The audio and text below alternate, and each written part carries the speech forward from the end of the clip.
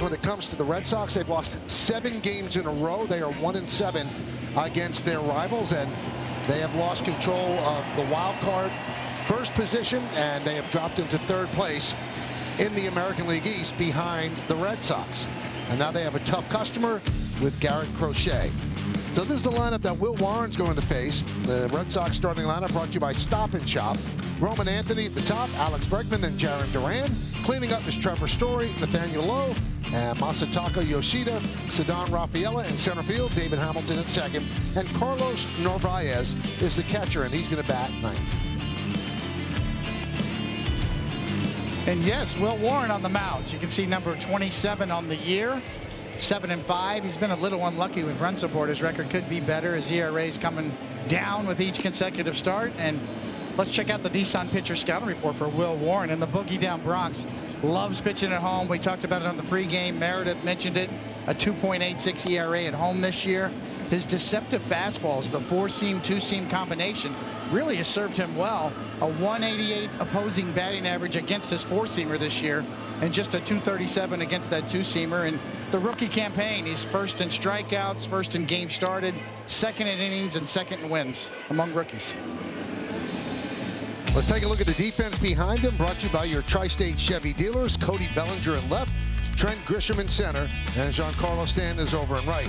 In the infield, a little bit of a different look with the lefty on the mound. Rosario at third, Volpe at short, Caballero at second, Paul Goldschmidt plays first, Austin Wells behind the plate, Aaron Judge the DH, and as we detail, Will Warren on the mound.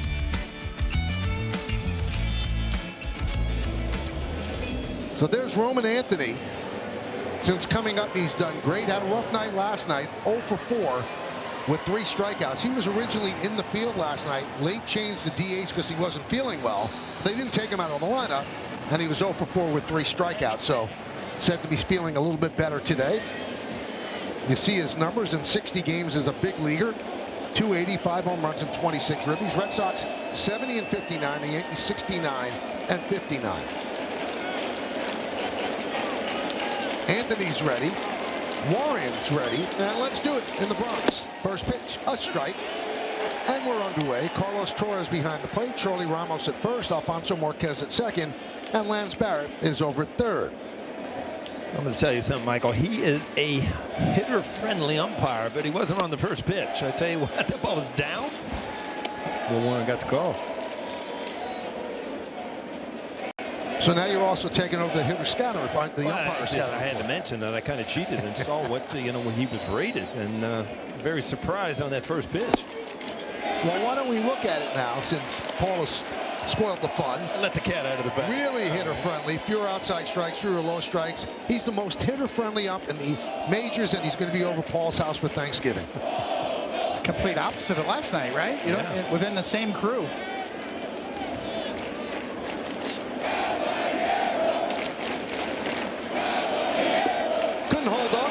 Around, and Anthony down on strikes. It's time for the keys to the game, brought to you by your local Kia dealers. Well, you mentioned it, Michael. 7 is enough. Yankees have lost 7 consecutive games to the Red Sox. That has to change over the next 5. You've got these 2 and then 3 at Fenway. Top 4, you got Goldie, Judge, Bellinger, and Stanton. They all hit lefties extremely well. That's the top of your lineup today. There's still a chance. You got a 4-game series. You still have a chance to split this series and go back ahead of the Boston Red Sox in the wild card. Alex Bregman takes outside. Bregman has been tough in the first 2 games, 6 hits and 9 at bats. He's reached in 7 of 10 plate appearances.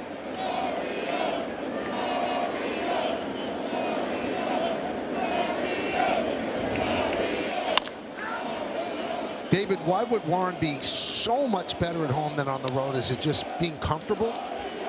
That's part of it, is yes, and you're routine oriented, because when you start at home, you know, you're in control of your routine. You warm up and you go right to the mound and you dictate the pace of the game. Ground ball, third base, Rosario. 2 away. Let's check out the game time weather presented by Bigelow, the official hot tea of the Yankees. 82 degrees, and it's a perfect summer Saturday. Feels like 88. Not going to be able to say that word summer much longer, Michael. You might as well get your money's worth. I know. We're getting all our light jackets out of the rotation.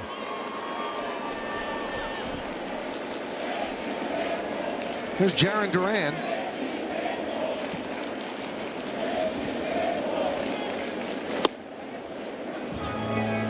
One and 0. Can't really tell on the screen. You look at Duran. I had an opportunity to talk with him yesterday. You know, he had a T-shirt on. It's like he was built like a fullback. I mean, he is strong, thick, athletic, runs well. Like a young Paul O'Neill right there, right? You've got a V. I don't know. I weighed about $180 when I got into my leagues. The 2-0. Duran, a different player against righty pitching, 288 hitter. Lefties this year have held him to 201. 1 for 8 in the first 2 games of the series.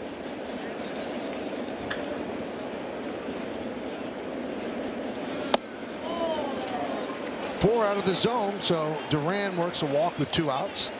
Now, Coney, you look at the first couple hitters, looks like you're calling the down strike, and that pitch probably a strike at the top of the zone. So immediately you pitch to the umpire.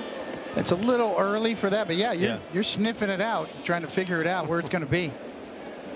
Most of the time, you know that these guys have the umpire scouting report as well, so you know going in what he's going to do. And a strike to Trevor Story. 1 hit in 7 at-bats in the first 2 games.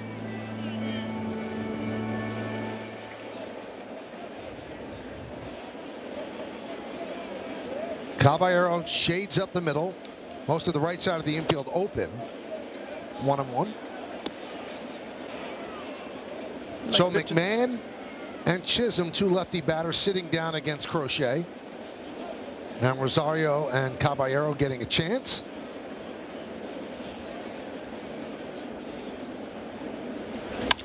Line to right field, and right there is Stanton to put it away. No runs, no hits, no errors. 1 man left. Red Sox nothing, and the Yankees coming to bat.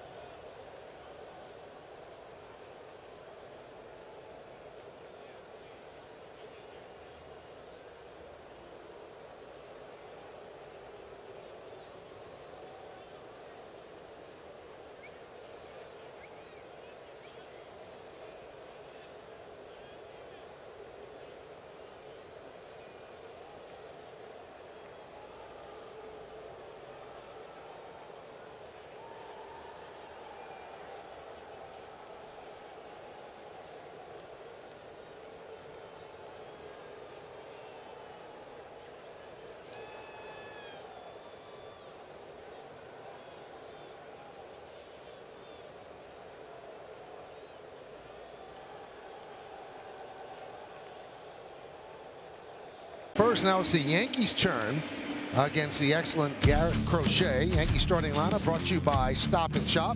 Goldschmidt, Judge, and Bellinger at the top of the order. Then it's Stanton, Rosario, and Grisham. And the bottom third, Volpe, Caballero, and Wells. And that lineup will face this left-hander. Garrett Crochet on the season. The numbers speak for themselves. 14 home runs given up, only 41 walks and 196 strikeouts. And let's tell you a little bit more in our Nissan pitcher scouting report.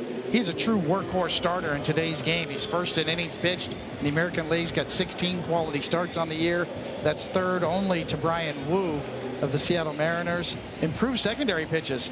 His cutter and sweeper have really gone up this year. His strikeout pitches are now that. He was known for his heater last year and pushing Scooble, maybe the Cy Young race this year. And the pitch to Goldschmidt. Dribbled slowly up the third baseline. If it stays fair, it's a hit. And it kicks foul at the last moment, slapped away by Bregman.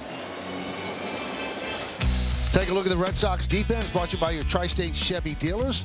Just know one thing, Rafaela is one of the best center fielders in all of baseball, and that's the rest of the defense for the Red Sox. 16 outs above average for Rafaela. The only center fielder with a better number is Pete Crow Armstrong of the Cubs with 19.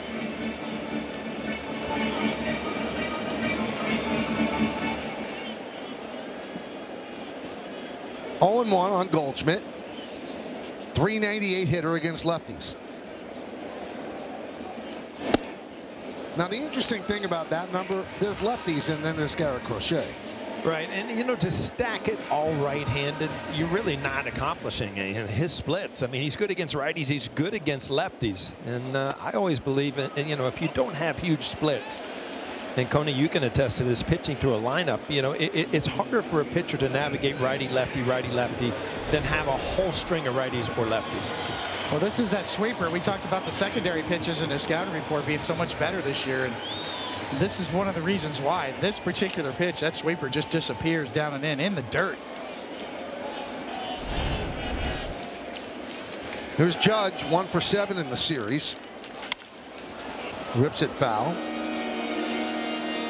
I was walking into the ballpark yesterday, coming through the tunnel, and I just kept hearing this thump, thump, and Crochet was in the tunnel with one of those like weighted balls, like a sand ball, but it was, you know, in the shape of a baseball, just heaving it against the wall. I guess that was his day before pitching routine.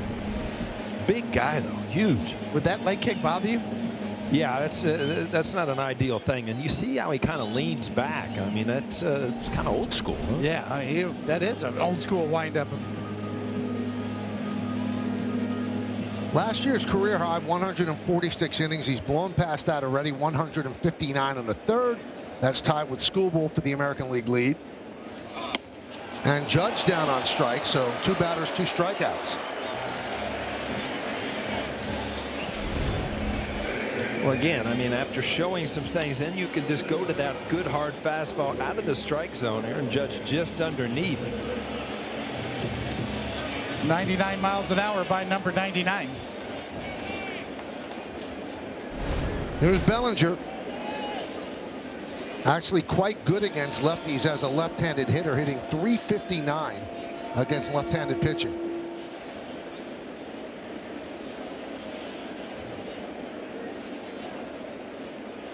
Crochet deals. Grounded. And knocked down by the second baseman Hamilton, so Bellinger will reach. Cody Bellinger is so good against lefties with the ability to keep that front shoulder in. I don't think his swing is quite as long. See how quick it is to get to the ball. But he has good speed. I mean, he has had a great year against lefties. Bellinger gets down the line, is just about as good as anybody from the left side. Certainly within the top 5 in the game. There's no way Crochet is going to beat him there, and once the bobble happens, no chance. Here's Stanton. Pinch hit yesterday and actually had one of his worst at bats since he's come back off the IL. He looked overmatched against Garrett Whitlock, getting a start against the lefty Crochet, and he already made a play in right field. 1-1.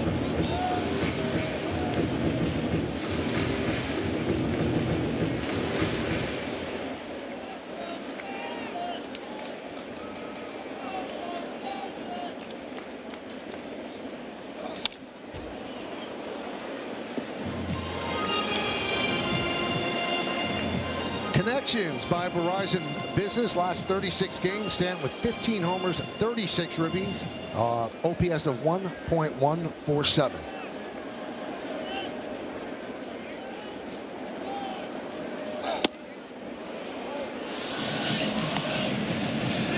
Took a little something off, 97. See, even from the stretch, Coney, you know, the leg kick's not as high, but he still gets that lean back, you know, where he just heaves it over the top.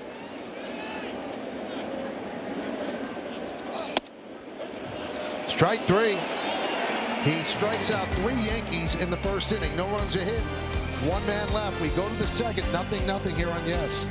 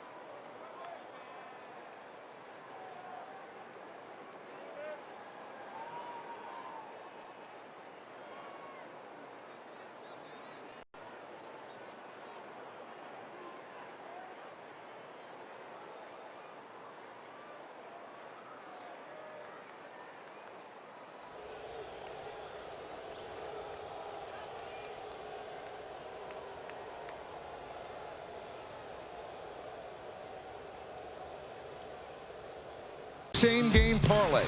Rosario going to get a hit. Caballero, a stolen base. Will Warren, 6 or more strikeouts. 1 strikeout in the first inning for Warren. That was Anthony. Now Nathaniel Lowe will lead off.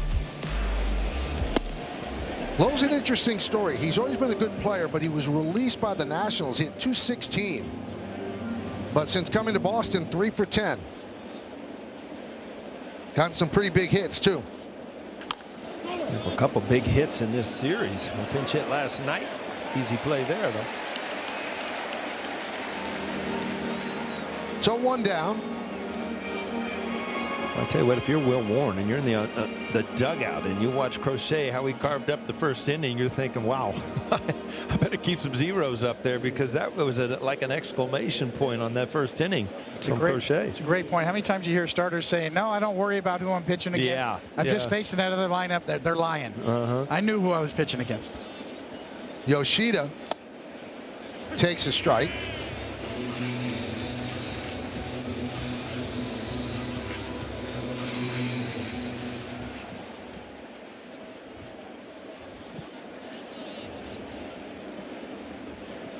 The 0-1. All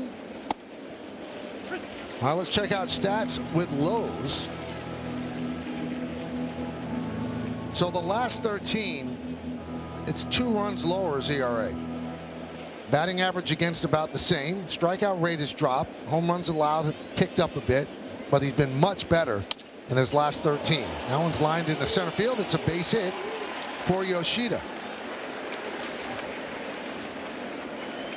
Yoshida out of the lineup last night other than the pinch hit, but he stays with this ball and just lines it up the middle, and he's a solid hitter. Does not look to pull everything. This is such a good swing. Not really a bad pitch.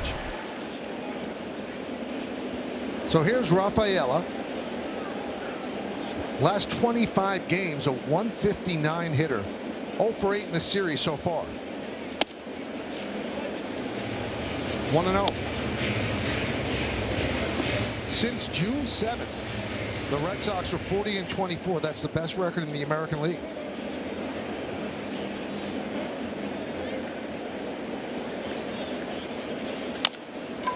Grounded to third. There's one on to first. Not in time. Yeah, Rafaela runs so good. It's it's amazing that you would even try, Caballero, to turn this to get that sure out at second base and just forget about it. I'm with you on this. It's Rosario on third here. He doesn't even hesitate. Certainly cuts him down at second base.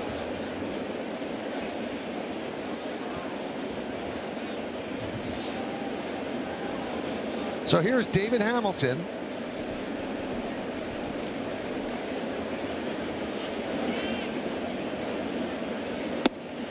And a strike. Well, Hamilton's been up and down a lot this year, but if you look at his numbers for as little time as he's played, he's got a little power with 3 home runs, but he's also a speedster. He's got 18 stolen bases.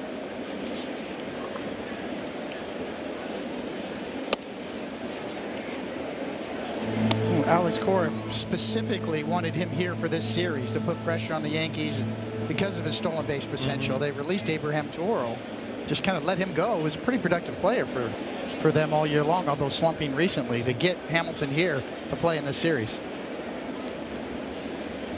And when runner goes, delayed steal, and he's out. Rafaela gets gunned down. Not even close. We go to the bottom of the second. 0-0.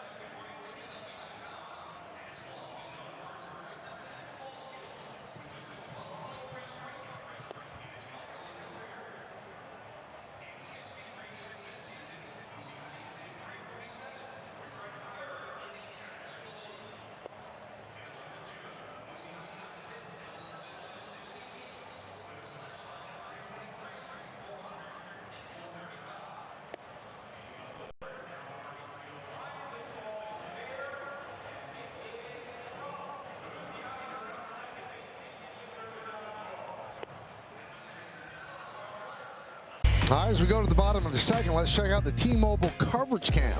The chairman of the FCC, Brendan Carr, threw out the first pitch. That's a strike. Looked like a strike. So, David, let's rate. Mr. Carr is here with us right now. Rate the first pitch. You got it there in the air. That was solid. Aim a little higher. The last thing you want to do is bounce it. So you got it up. That's pretty good. Any nerves at all? Oh, yeah, lots of nerves. I mean, look, when you're going out there, particularly as a government official, I think in a lot of ways people want you to bounce it. And so that was the thing I had to clear. So not quite as much speed as I would have wanted, but got it over the plate for, I think, a strike. I would have challenged. I would have topped the head if they called that a ball. Now, Paul O'Neill's won 5 championships, and he threw out a really bad first pitch. Oh, boy. So did you practice? I did. My oldest kid plays travel ball, so he had me out there a lot. Line drive, base hit for Rosario. So you were sporting a 36. You were a David Cohn fan from the past? Well, 36, I'm the 36th chairman of the FCC, so that's where I went with that number. But yeah, it's a good one. Yeah, David was taking total credit. Yeah, I thought, hey, look, he's got my number. Are you a baseball fan at all? I am a big fan. I mean, this is such a beautiful day. It's a great time out here. The Yankees is such an incredible organization. We're going to get a little bit better run here, I think, and things are going to turn out well. Runner on first base, here's Grisham. Now, you have something in common with a Yankee front office member. You went to Catholic University, same as Brian Cashman. Yeah, that's exactly right. You went to Georgetown undergrad, Catholic law school, and been at the FCC for a number of years. Chairman now. We regulate broadcast TV. So in case there's any indecency or obscenity today, I'm here to see it firsthand. Well, Coney, we have to turn this mic off once in a while just to keep us on the air. Hopefully we're on a 5-second delay here. No, we're dead live. So. Yeah, that's just a warning. Bombs fly. Let's go. I know you're in Yankee Stadium, and obviously it is beautiful, and the Yankees are the Yankees, but who do you root for as a baseball fan? Well, look, growing up in Washington, D.C., I started as an Orioles fan before the Nationals were there. Now we switched over to the Nationals, but obviously, the Yankees are still beloved across the country. Did you ever play any ball? I played a lot of stuff growing up, but didn't do a lot of baseball, but it's just such an amazing game, and particularly being here, there's just nothing like it. Runner on first, nobody out. Grisham at the plate with a 1-2 count against Crochet. Grounded softly to second. There's one on to first. Throw is high and off the glove. A blow allowing Grisham to reach. That's a close play at second. It looked like he had to leave his feet, and I'm sure the Yankees are going to take a look and see if his foot was on the bag. Can't really take guys out anymore, but pretty good job by Rosario of just kind of getting in the way as much as you can. Yeah, you can slide tall, Coney, without really hitting somebody and still cause some confusion there to the middle infielder. Now, I'm told that you take a lot of sporting trips with your family, like you go see games. Yeah, we were just out in Nevada and got a chance to see the Reno Aces. We love going to a lot of minor league games and, football games and everything. Line drive, and it's caught by Story for the second out as Grisham dives back. Well, speaking of Nevada, there's a big game today. The Little League, the World Series, to is it Stanford? Fairfield. Or Fairfield, Connecticut yeah. against Las Vegas, right? You got to be rooting for the, Connecticut. Hey, it's in our footprint here. I'm close. Oh, yeah. Right up the road. I met them down there. They're good kids. Good group of kids down there. I was down there last weekend. And what a scene that is in Williamsport. Now, you said your son's in travel ball. Does he have skills enough that you could dream this big? He is. Yeah, he's a first baseman. He's actually here somewhere behind us, and he was out there on the field. Behind curtain number 1? Yeah, exactly. Seeing Aaron Judge and Stanton and having the time of his life down there. All right, so if you could, push a button, he becomes a big-time government official or a professional baseball player. What button would Definitely professional baseball. That's right. So you did get to meet Judge? Yeah, you got to see Judge down there. Is that amazing? I'm built like a bureaucrat, but my kid, I think he's got a shot at something better in life. Can you even fathom the size of him? Everybody is so surprised when you actually meet Aaron Judge. It's just like this figure. I mean, you just don't see how big he is.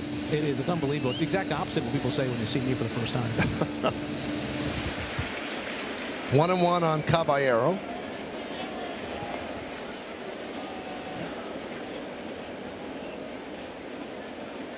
So you're a big football fan, but that mean Commanders? Or? Yeah, Commanders. Grew up in Northern Virginia. Great run right now with Jaden Daniels. Really looking forward to this next season. I think they got a lot left in the tank there.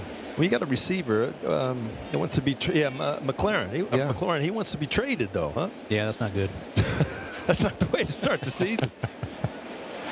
3-1 on Caballero. Grisham's at second. Fielder's choice, and then the throwing error over first base. We're in the bottom of the second inning, 0-0.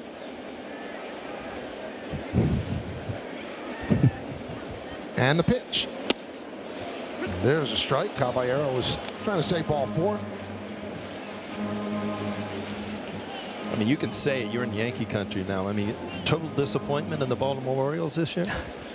I think that's fair. Yeah, they're not doing so well right now. Wow. I mean, coming into the year, everybody was looking for them to, continue to get better and better. So what's your favorite football team? You're a big football fan, right? Yeah, Commanders, NFC East. Commanders, anybody else? Have a hard time with the Eagles, but beyond that, everyone's all right. Everybody has a hard time with the Eagles. Yeah, I don't say that too much when I get near them. I don't want a battery to hit me or anything. Yeah, the Giants opened up with the Commanders, so you're on thin ice up here with Michael. He's a big New York guy. So first and second, and that's going to bring up Austin Wells. It was interesting yesterday, David, that Aaron Boone does not call out his players that much, but Austin Wells, when he got double off first base, when Boone talked after the game, he said that can't happen. Yeah, I mean, it's tight game, giving away outs. It's been kind of a common theme, for the Yankees this year in terms of not only defensively but on space running as well at times. Yeah, there's a difference between physical errors where you misplay a ball, it happens. But the mental errors are the things that drive you crazy, where you're not thinking, as you should be in a 1-0 game. Yankees threatening against Crochet, the 0-1. That one is looped into center field, backing up his Story, and that'll do it. Mr. Carr, really nice to see you. Thanks for dropping by. Good first pitch, too. Thanks. Yeah. The Yankees strand 2. We go to the third. It's 0-0 right here on Yes.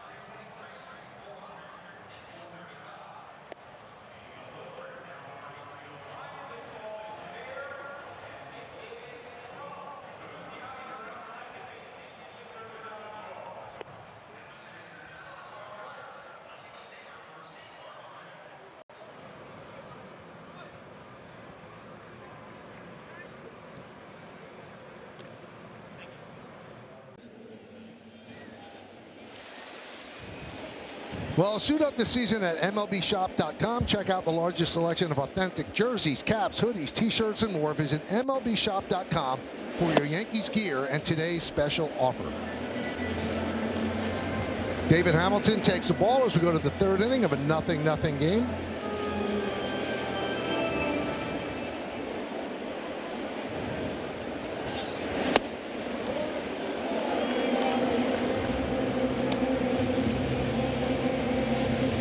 Beautiful Saturday afternoon. Is that a drone shot, Michael? Or there's somebody hanging from the rafters? I think there's somebody hanging from the rafters. Yeah. Another thing that that squirrel that was running around the field. I wonder if he ever got out of there, because he was hanging from the fence when we left last night.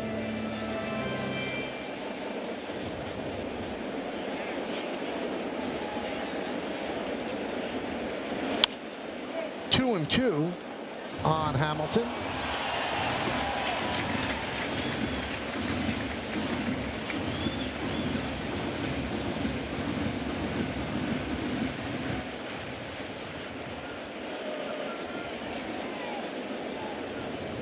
Swing and a miss. Got him on the change.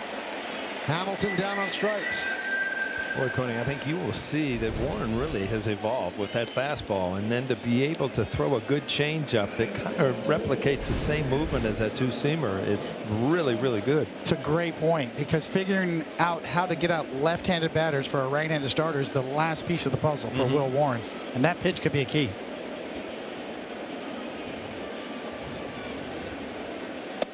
Narvaez takes inside. Narvaez kind of burst upon the scene, shocking everybody through June, hitting .275. Now the Yankees always knew he was a good defender. They didn't know that the bat was there, so that surprised them. Now since July, though, he's dropped down to 168, but he picks up a base hit right there. Well, the catchers that have been struggling for the Red Sox seem to be coming to bat here in this series. Wong with a couple big hits last night. Now Narvaez going the other way with a base hit here. I kind of feel like these two guys know each other from the Yankees minor league system.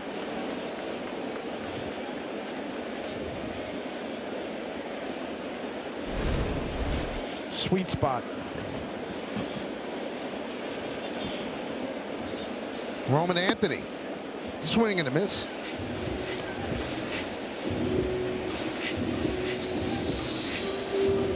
Roman Anthony, the #1 prospect in baseball. He's 21 years old.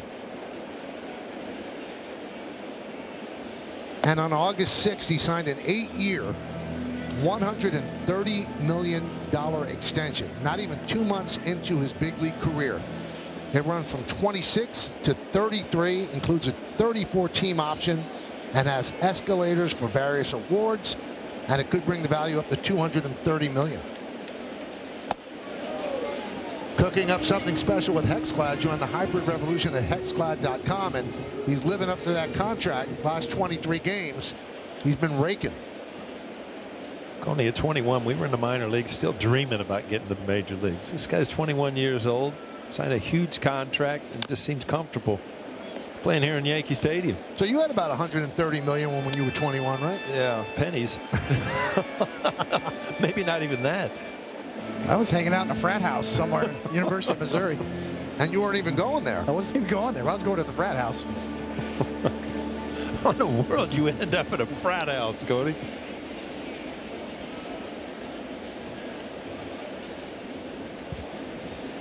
You know, when you, like, we just watched Jim Abbott, you know, in his documentary, right?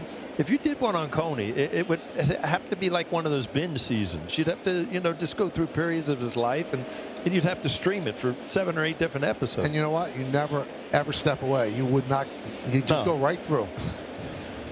But you'd end up watching it in the middle of the night where Coney does his best work. It's just so much clearer. Nobody bothered me. When you really wake up. So the FCC chairman leaves, and now you get frisky, Paul.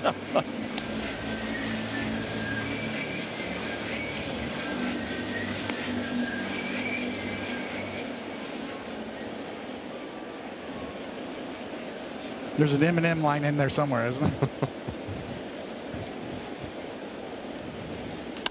Line, base hit, right field. Stanton cuts over. Narvaez will go to third. Throw comes to second. First and third with Bregman coming up. Well, good job for Narvaez, knowing that Stanton's, you know, not fleet-footed. He's been pretty sure-handed out there, but this ball's just enough in the gap. I think that's supposed to be a cutter that really didn't have a lot of movement, just kind of a mediocre fastball, but lined into right center. Stanton plays it correctly, but just not quick enough. Narvaez knows, you know, he's not hasn't been out there much. Every run is so key in this game with Crochet opposing you. You can't give up a crooked number, so A lot of pressure on Warren to shut it down right here, and he's facing a tough customer in Bregman. Yeah, six hits so far in the first 2 games. Bregman's been on a little tear here. This is a tough out. Try to hold a run in.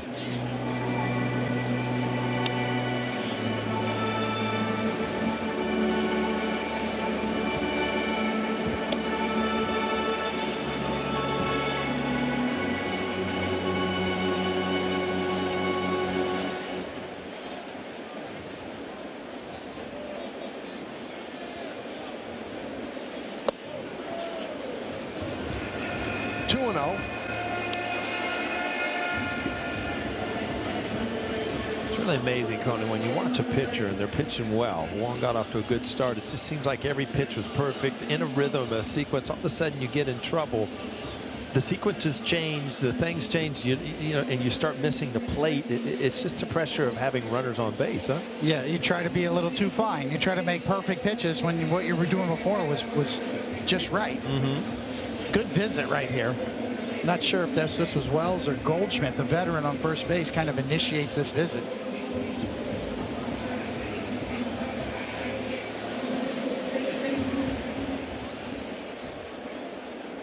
First 2 pitches to Bregman were sweepers that he kind of left inside, right? Trying to throw for a strike, maybe guiding it just a bit.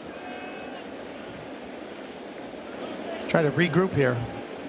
Tough hitter, has count leverage on you.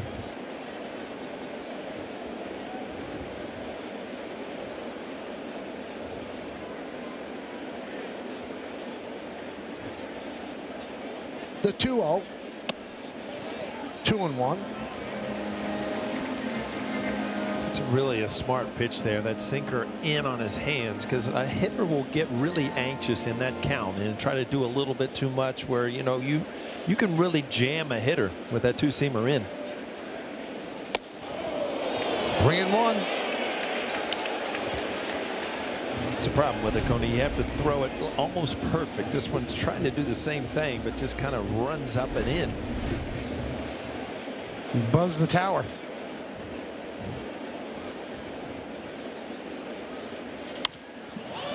Popped up. Wells cannot make the play. It was playable. It bounced off the top of the rotating signboard, and Wells did not make the play. Yeah, got back to the screen, and again, as an outfielder, you want to get to the screen. He's having a little trouble with the sun right there, and just not able to glove it. Kind of not knowing where he is, but what a huge out that would have been. Yeah, he's there and just whiffs on a high sky and a bright day.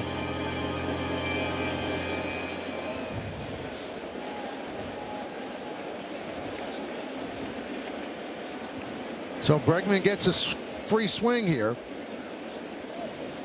Runner goes, and the pitch is inside, and the bases are loaded. Check out the Mohegan Sun team scouting report. It's kind of changed over the last couple of days. So for the wild card, the Yankees are in second, and if the season ended today, the Yankees and the Red Sox would play the first wild card, and it would be at Fenway Park. Mariners are third, 3 games ahead of the streaking Royals. And in the East, the Yankees have dropped the third, a half game behind the Red Sox. The Blue Jays won last night, so the Yankees lost a full game. Jarren Duran takes a strike.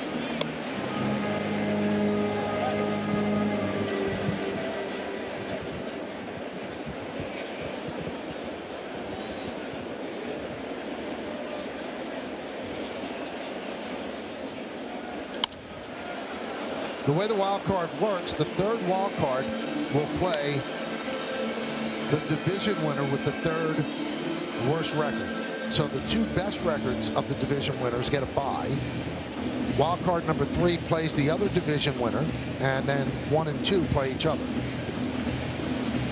This is where the Boston lineup is so different than it used to be. I mean, they've got so much speed in the lineup. I mean, you're thinking you want a ground ball, but you know, Duran runs so well, you're going to have an issue turning 2 anyway. And down goes Duran, a big strikeout for Warren.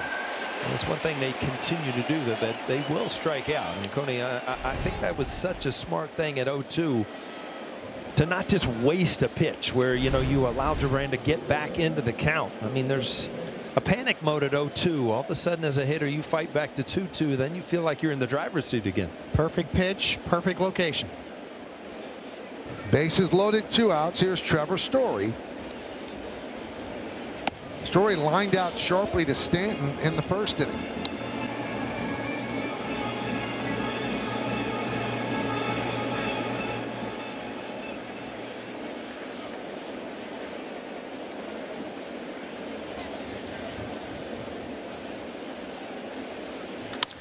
Line left field. It's a base hit. Narvaez scores. Anthony scores. Bregman will stop at third. It's a double for Story and 2 ribbies. It's 2-0 Boston. Well, he went to the breaking ball and left it out over the plate. Story's been on a pretty good run offensively, and it just seems about like Boston has got confidence. But I don't know. You think, you know, his sinker has been so good. Maybe later in the count you try to get the out, but you know, a hanging breaking ball ends up for 2 RBIs. Yeah, no doubt about it. When the sweepers don't sweep, they sit.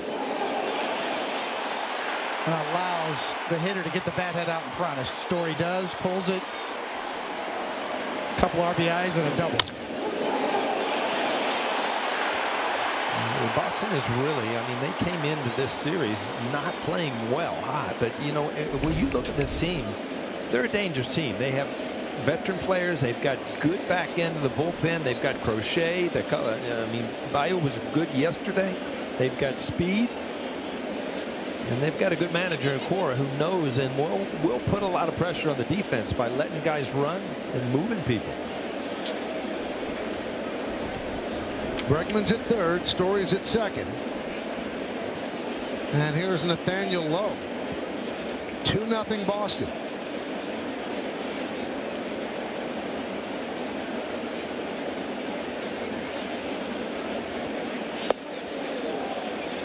One and 0.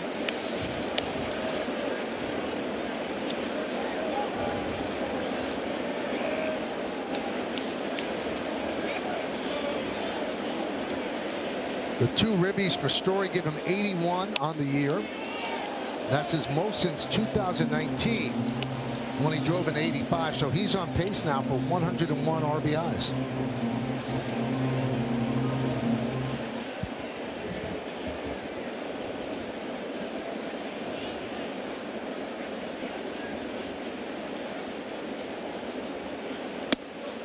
Two and 1.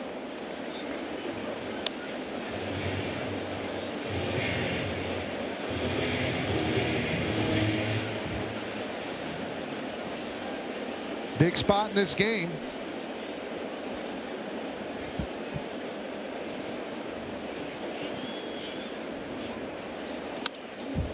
Two.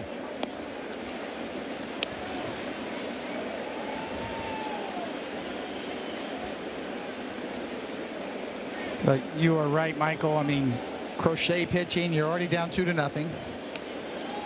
2 outs. To get out of this right here, you keep your team in it. 3-2. But if this inning gets away from you, then all the wind in the sails of the Yankees bench just falls out of it.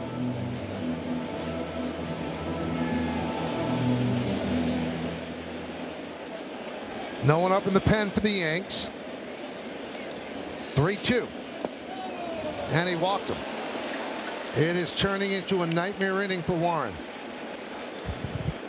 Well, I went with the breaking ball again with 3-2, not able to put him away. Ball out of the strike zone, and now another tough hitter, Yoshida.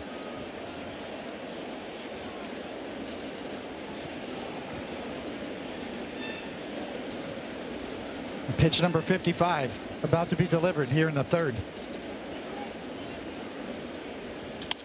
Lined and knocked down by Caballero. He regains and makes the big out at first. Red Sox score 2, but they leave the bases loaded. We will go to the bottom of the third.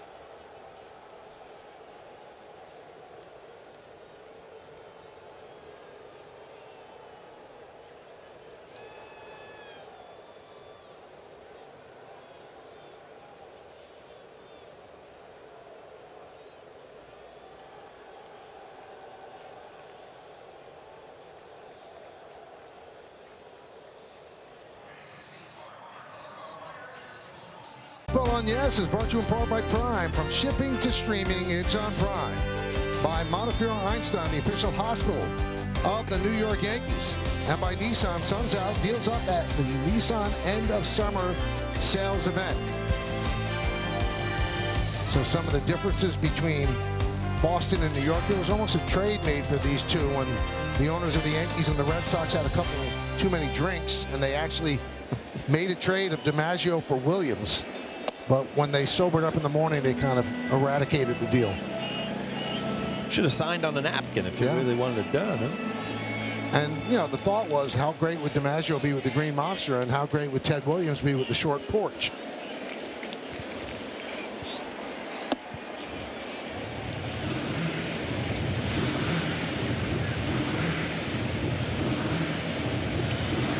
Always interesting to see good pitchers, and then Crochet, obviously one of the better in the American League, on how they pitch once they get a couple runs. I mean, you know, that next inning is so important to shut a team down. It demoralizes you offensively.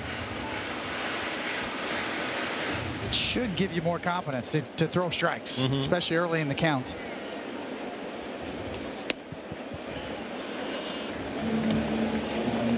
You know, a lot of times I try to gauge too. If you got a lead early, maybe they're going to spot you some strikes. You know, the opposition, the hitters.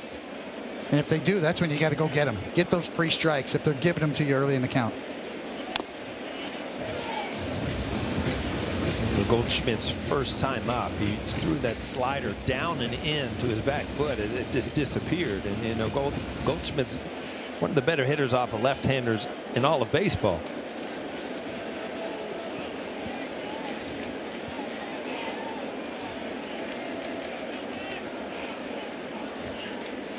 The 2-2.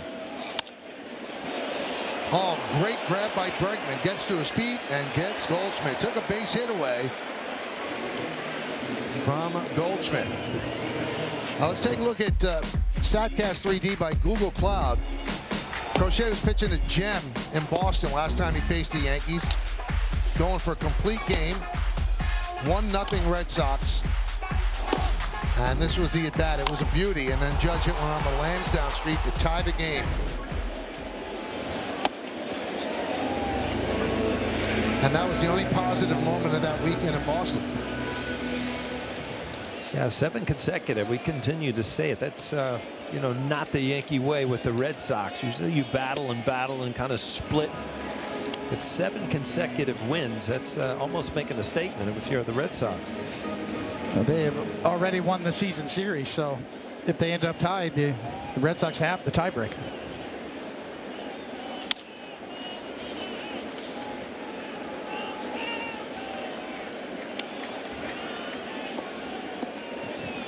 David, I would think that kind of leg kick, your legs have to be awfully strong to do that. It is very unusual. It's something that he's always done. It's come natural, almost like the Rockettes, right? With the straight leg. Line to left field on the run. Duran, he can't make the play. It's a foul ball.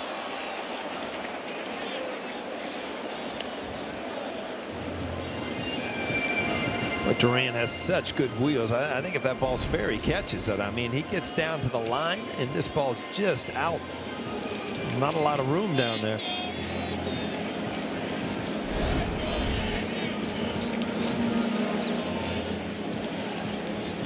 We were talking last night, other than the Colorado Rockies, nobody in baseball has made more errors than the Boston Red Sox. But you know, as we've watched this series, you've seen some good plays. You see good speed in the outfield. Bregman's solid at third base. Ball gets away. Judge heads to first. The put out 2-3 and a strikeout. Let's check out the Verizon Reliable Performer.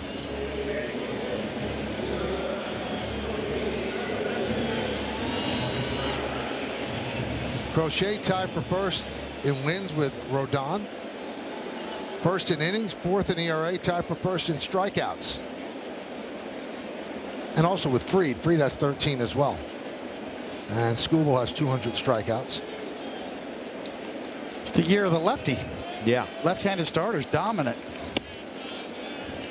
1-0 on Bellinger.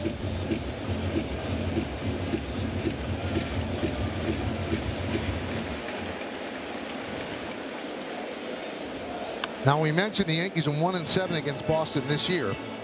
Over the previous 6 years, from 2019 to 24 through 24, the Yankees were 56-37 over the Red Sox.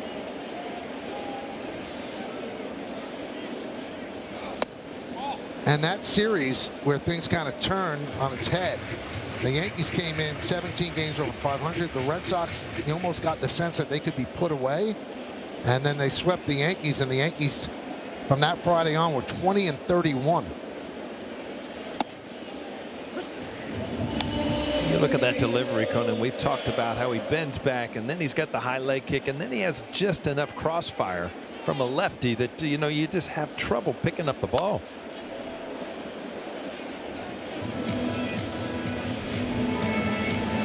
See, there's a sinker that he'll throw into lefties too as well. He's known for four-seam gas, but he's incorporated that sinker into lefties this year. And sinker sweeper.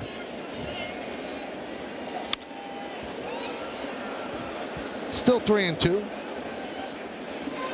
know, 30 years ago, we used to throw sinkers to lefties, to opposite side hitters, to try to get ground balls. Now it's just the opposite. For lefties, throw that sinker into lefties. For righties, like Will Warren, throw that sinker into righties. And he strikes him out. You can hear from up here Bellinger saying, "Oh no." And he slams his helmet, and he's going to get fined. Torres showing restraint, did not throw him out, but once you throw equipment, it's an automatic fine. So Bellinger is down looking. The ball's away, Michael. I'm telling you.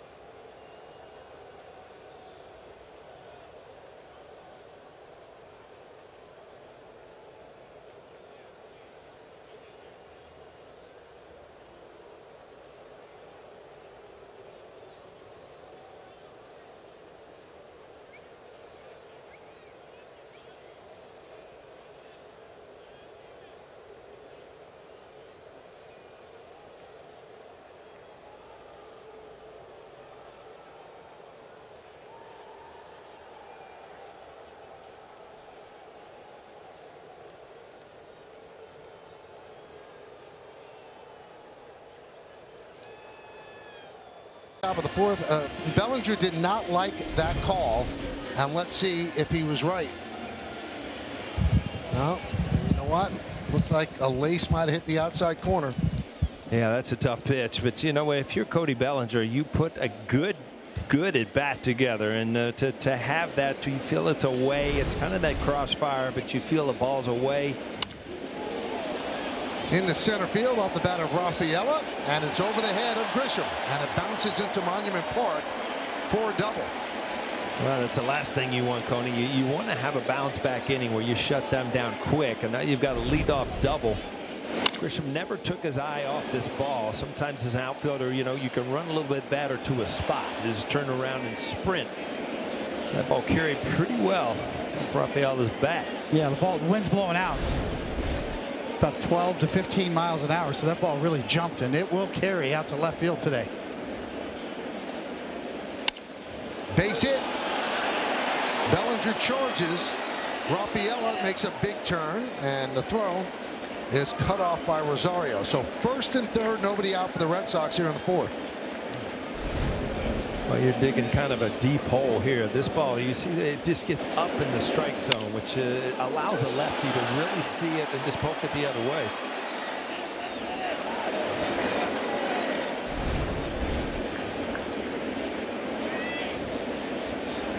That's going to bring up Narvaez. David, are you on the mound now saying I have to get a strikeout because of the score and the opponent? With nobody out, I think you want to stay away from a big inning first and foremost. But yeah, if you get in a position to get a strikeout, then you go for it. Oh, strike. Yeah, all of a sudden that four-seamer and the sinker, Coney, starting to elevate in the strike zone. It's not hitting the bottom of the strike zone, but kind of the middle to the upper middle, and that's a much easier pitch to hit.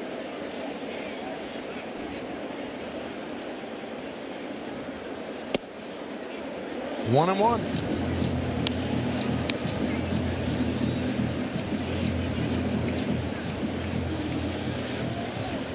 Out of his 59 pitches so far, just 33 strikes against 26 balls. So that ratio a little bit off. Challenging to pitch that way. 1-2. See, again, you see the bottom line, and none of the pitches are there, and they were in the first couple innings when he was cruising through there. So what would cause you to start elevating your fastball? Generally, it's timing and rhythm on the mound. It's mechanical. Sometimes it can be a little bit emotional, too. When you get a little bit of trouble, you start to rush just a bit. These are all lessons for a young pitcher that he can only learn on his own out on that mound. The pitching coach can't teach you that. It's emotional regulation on the mound that you learn through more reps. We've seen him progressively get a lot better this year, but at times you can regress. And Narvaez gets hit. So the bases loaded, nobody out for the Red Sox at the top of the order coming up. Case in point right here, just kind of overthrow a two-seamer and end up with a hit batter. Trying to come in and just trying to do too much with it and loses it up and in.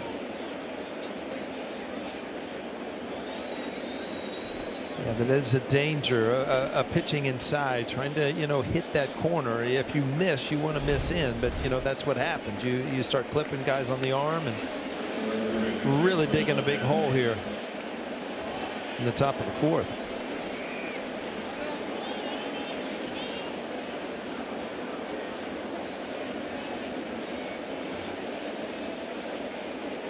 And bases loaded, right back to the top of the order as it rolls over again.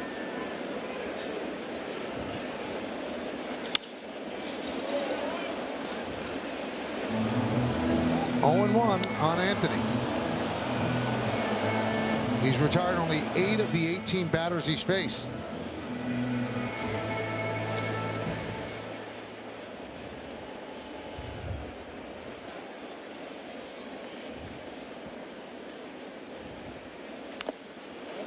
Oh and 2 on the rookie Anthony. Well, Anthony shows that he can catch up to the fastball. He launched one in the seats in this series. So I think you have to set up at some point to try to get that swing and a miss with that changeup away, huh? Yes, especially against left-handed batters. And so we see the lefty Tim Hill warming up to kind of just get out of the mess here if needed here in the middle of an inning. The 0-2. Center field. Grisham makes the play. Rafaela tags. All the runners tag. Rafaela scores on the sac fly. It's 3-0 Boston. Yeah, if you're going to waste a pitch up in the strike zone to set up that changeup away, you really got to get it up in the strike zone. And this was just close enough where he was able to hit it deep center field.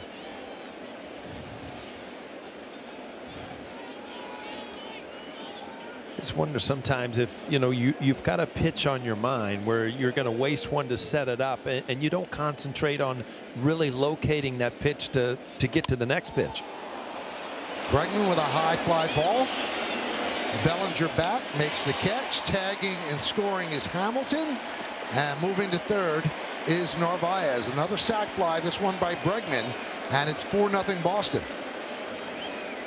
Well, this series, you've seen Boston really play the game of baseball. They move guys over, they steal bases, they've made the plays defensively, they've had great pitching, and they had some trouble in the first couple games as far as with runners in scoring position. But today, getting the job done every time they need a sac fly or move a guy over. So far, 4 runs on the board.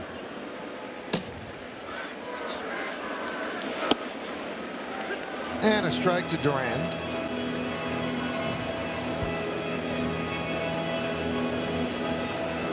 Situational hitting, A+ for the Red Sox.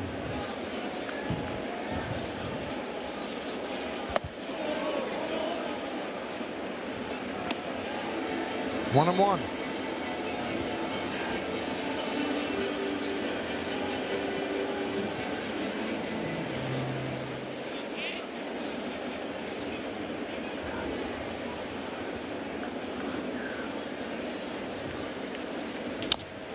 Chopped slowly. Caballero flips to first and gets Duran for the final out. Red Sox add 2 more runs. We go to the bottom of the 4th. 4-0 Boston.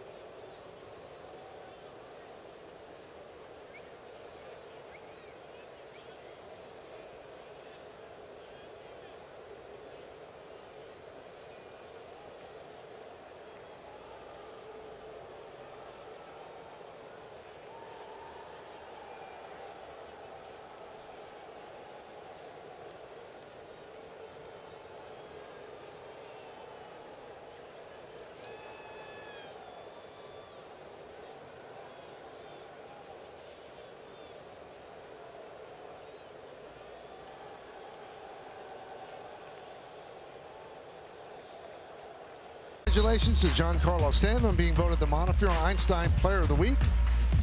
4 games, 3 home runs, 6 ribbies. Look at the OPS, and look at the fact that he's leading off now against Crochet. Struck out looking in the first. Cadillac scoreboard 4-0. Boston leads. High fly ball, deep right center. Rafaela back on the track. Leads. See ya. A home run for Stanton. His 16th of the year, and the Yankees are on the board.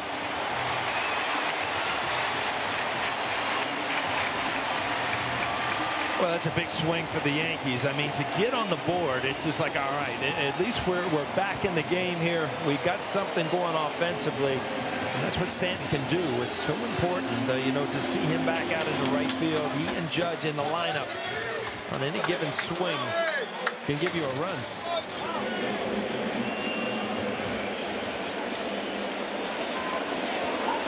Did not have Giancarlo Stanton playing right field on my bingo card this year, but the fact that he can do it really is helping the Yankees out right now by allowing Judge to DH. It's amazing. He has 41 ribbies, and he's played essentially in 25% of the games.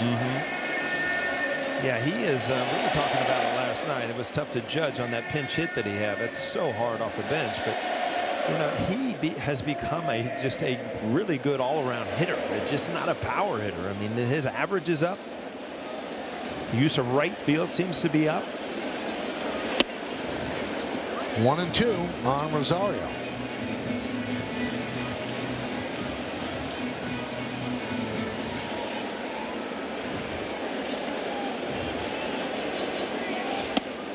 I mean, there was questions in spring training. Both of his elbows were hurt. You know, what you're going to get from him at all this year. Will he make it back at all? Boy, has he made it back. And then some. Maybe his best stretch as a Yankee in the regular season. You know, one thing about Stanton that he does when he's had the injury, there's no doubt about it. There's no way around it. But when he comes back, it's like he hasn't missed time. A lot of players, you know, when you come back, you're not the player you have been. And Stanton has shown that, you know, he can take a long time off, rehab, and come back and be a big part of this lineup. Line drive. It is a base hit down the right field line. It kicks off the side wall. Anthony plays quickly, fires the second, holds Rosario to a single, and Rosario's 2 for 2 today. Well, again, just his strength, not a lot of movement downstairs. He actually slips on his back foot a little bit, but he just has so much strength on his upper half. Watch the back foot. He kind of slips out of the swing. Well, scissor kick. Yeah, and still able to go opposite field.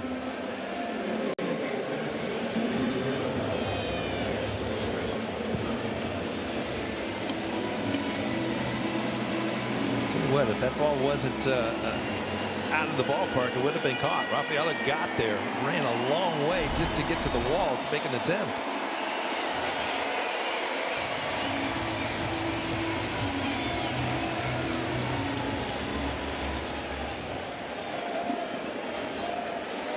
And Rosario also, I mean, a couple really good at bats. Hasn't played much, but to get a spot start against Crochet and throw out a couple hits so far, I mean, that's pretty impressive.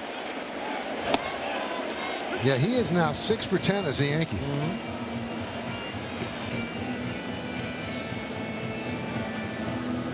And he had that stint on the IL trying to make a catch in right field, running up against the wall.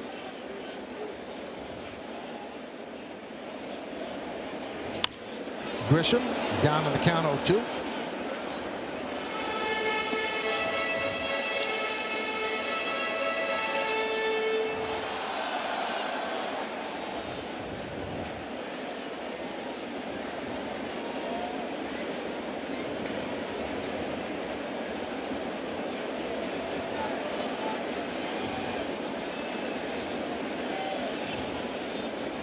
And the pitch. Strike 3. Grisham down looking. Didn't seem like he liked that call. Well, I wouldn't like the pitch. I mean, this is just a fastball dotted on the outside corner at about 96 or 97 after you just saw a curveball. So On the black at the knees. that usually works, doesn't it? With some hair on it. Yes. Volpe lined out to short in the second. Now he tries to bunt right back to Crochet. He'll take it out at first. Volpe's 0 for 2 and now 1 for his last 27. Well, he's trying to figure out some way somehow, but he actually got jammed on the bunt. The ball was running in on him and was not able to deaden it or push it.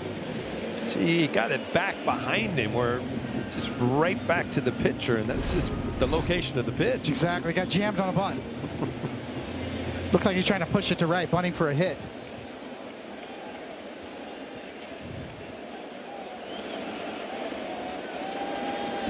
Here's Caballero. And a strike.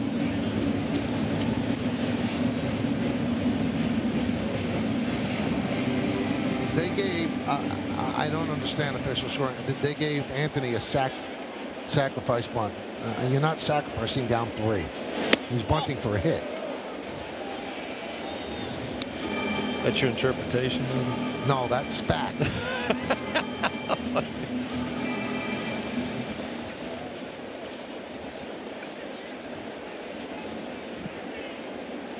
Yes, please. Right up here. Right. The little helmets are back in style, aren't they? Let's check out leaders brought to you by your local Tri-State Genesis retailers. Crochet with 202 strikeouts has now taken the lead from Tarek Skubal.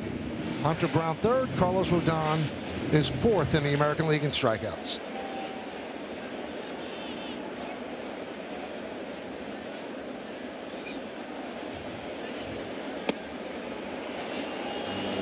But 200 innings pitched and 200 strikeouts is a big deal in today's game.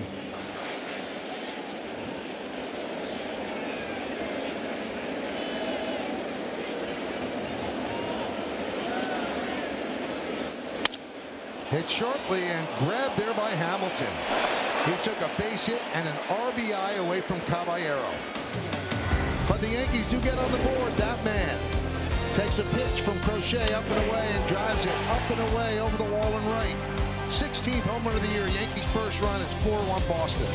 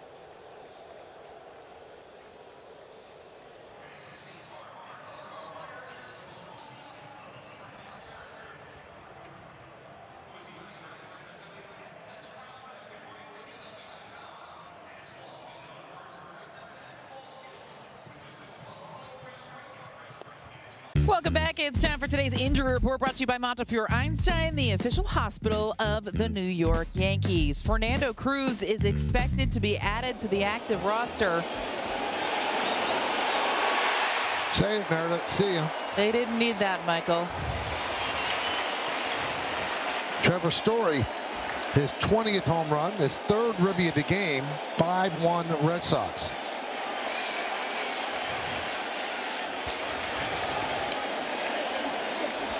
And Michael rudely interrupting the injury report as the Red Sox take a 5-1 lead. I was saying that Cruz is expected to be added to the active roster in the next couple of days. There's his line, recording 4 outs with Somerset Patriots last night. I spoke to Cruz for the pregame show, and he said he cannot wait to get back. It has been back. It's been brutal, him having to sit on the sidelines and watch, and also noted there are a lot of different guys in the bullpen now that were there when he was pitching earlier in the season. Doesn't care about a role, doesn't care about what inning. He just wants to contribute to this Yankees bullpen in some way.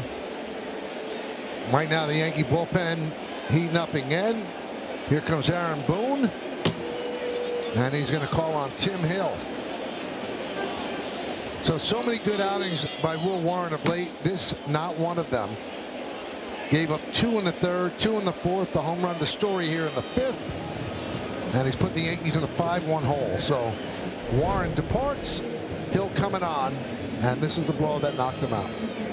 Yeah, it's like as the game went on, he got up to a great start. The ball started getting higher in the strike zone, and all of a sudden the ball started getting hit a lot harder.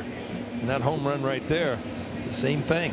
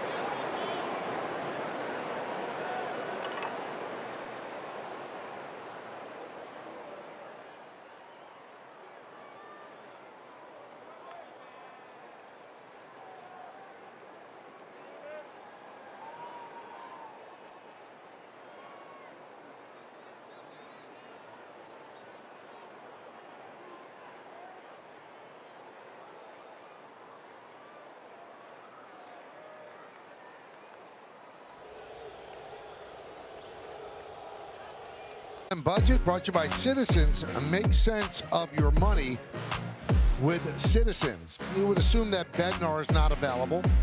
Same thing with Leiter. Both pitched last night.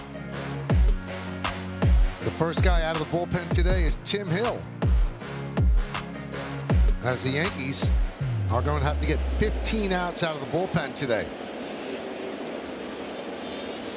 So Hill against Lowe. You know, Meredith just gave the injury report regarding Fernando Cruz.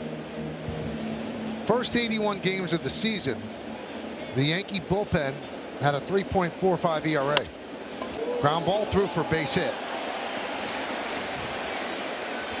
And that was the 8th best in baseball. Since the Cruz injury, so since Cruz has departed, 47 games, the Yankee bullpen 5.46 ERA, 28th in baseball, only ahead of Washington and Colorado. So Cruz meant a lot. Here's Yoshida. Now bringing in Hill early, you know that Cora is not going to pinch hit for his lefties in the 5th inning, because he knows Hill's only in for an inning and every other reliever for the Yankees is right-handed. So why bring up right-handed batters now and you have a lead?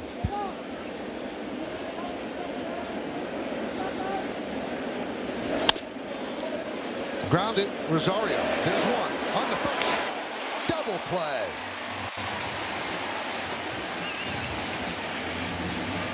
Anthony Volpe playing over to shift. This is almost a weird turn. I mean, usually the shortstop is receiving the ball, coming to the bag. That's almost like a second baseman there receiving the ball. Tim Hill does what he does, just get ground ball after ground ball. 2 for 1.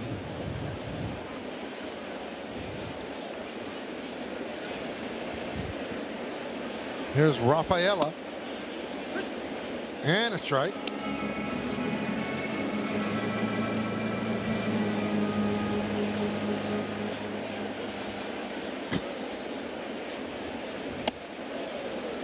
One and one.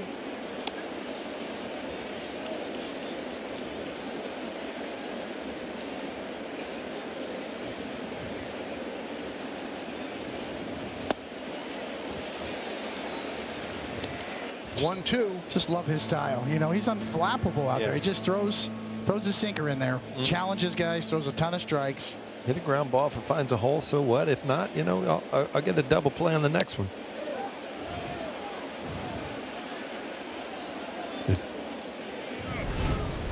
Yeah, you just don't see this very often. I mean, obviously, Volpe knew he was covering, but third base to second to shortstop, turning a double play. That's a new one. Hill to Goldschmidt, and he does his usual fine job. But the Red Sox get a run on 2 hits. No one left on base. Halfway through, Red Sox up by 4.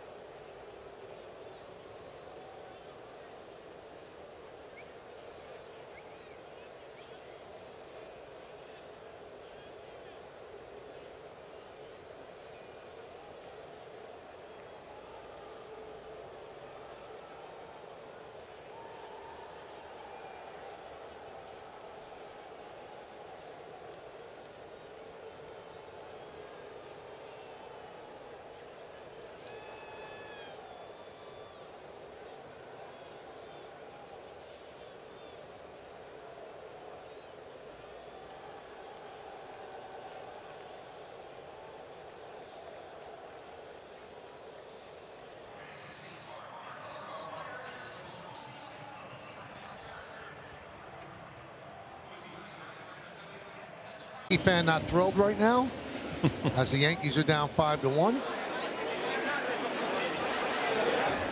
Austin Wells leads off, and Crochet deals a strike.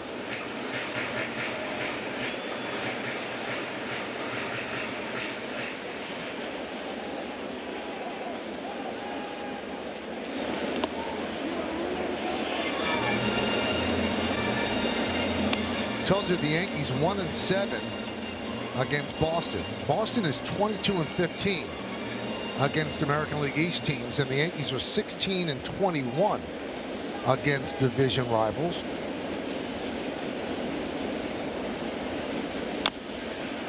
One and two.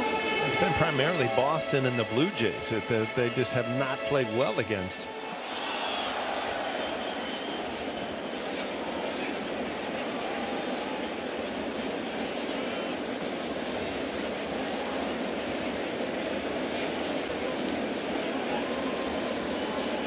Yeah, they're 3-7 against Toronto. They have 3 more games against Toronto coming up at the stadium. 1-7 against Boston this game and Sunday, and then a 3-game set at Fenway in September.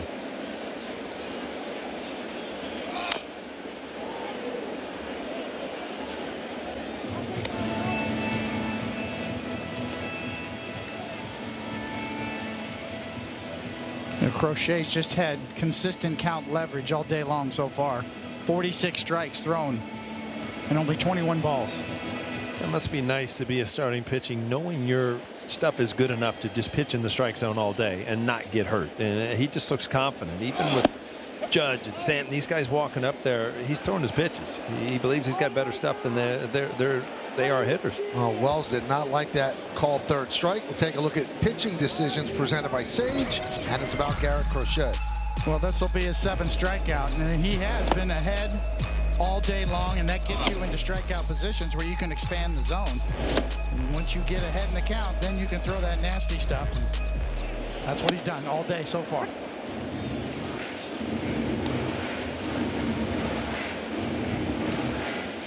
Oh, 0-1 on Goldschmidt.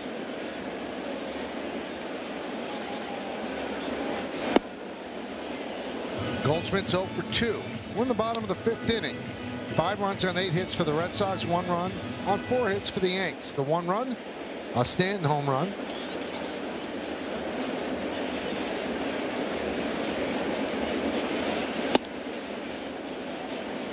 Two and 1.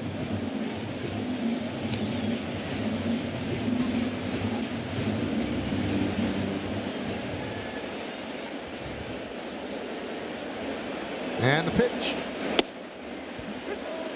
He works quickly, and Paul alluded to, he just fills the strike zone.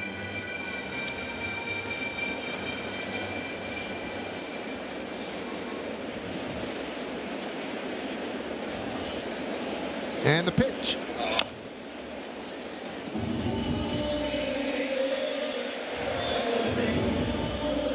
Previous starts by Crochet against the Yankees. We told you about the one on June 13th, 8 1/3, 4 hits, 1 run on the Judge home run. Didn't get a decision in that game, but the Red Sox won. He almost got hit with the comeback throw by Narvaez. He was looking away. And the start at Yankee Stadium on June 7th, 6 innings, 6 hits, 5 runs, 1 walk, and 9 strikeouts.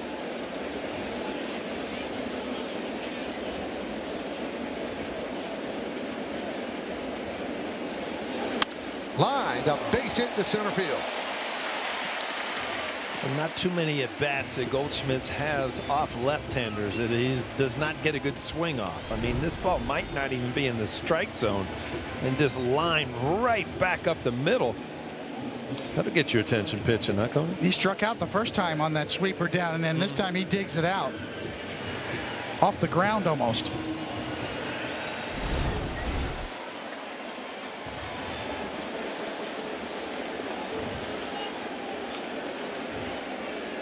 There's Judge.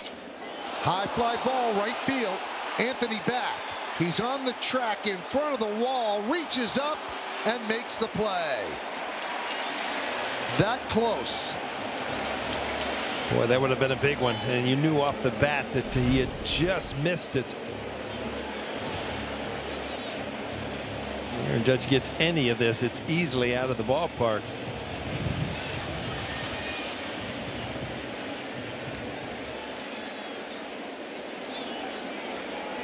That young lady wanted no part of that baseball. Some people are diving to catch him, and some people are heading for cover. Where's Jeffrey Mayer when you need him? Yeah. Huh?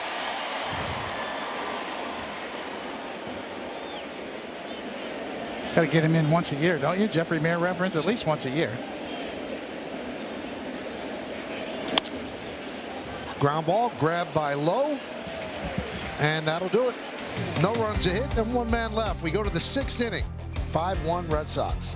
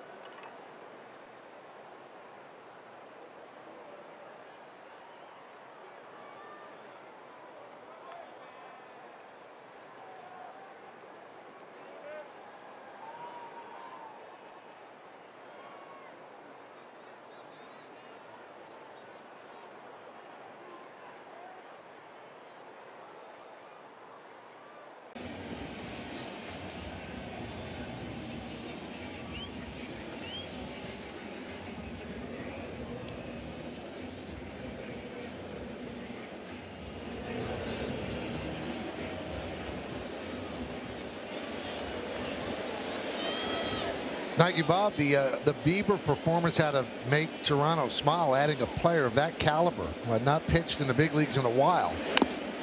Did a great job last night. Hamilton tries to bunt, fouls it off.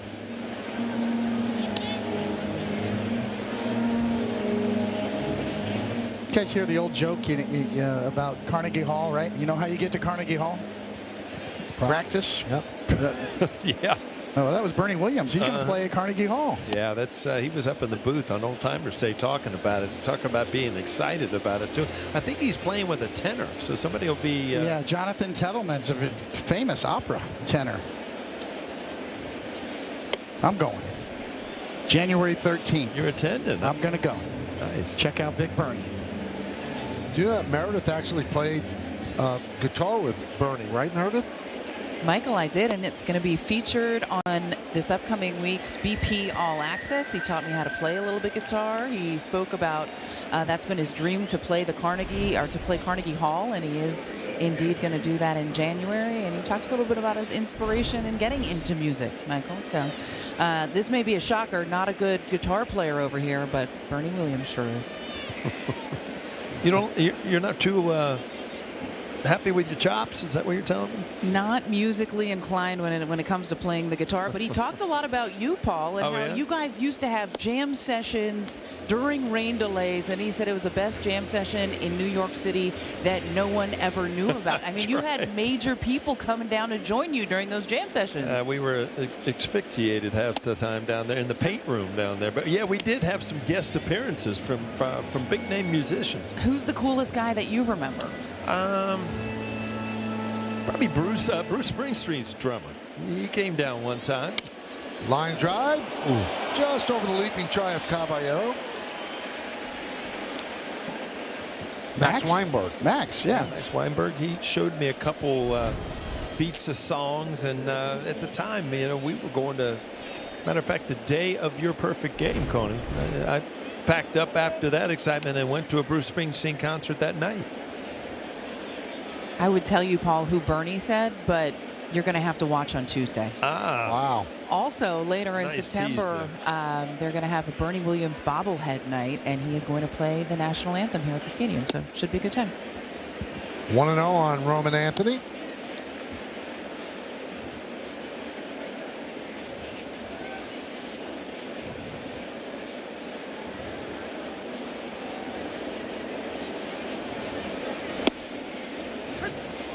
One. Anthony 1 for 2 with a sac fly.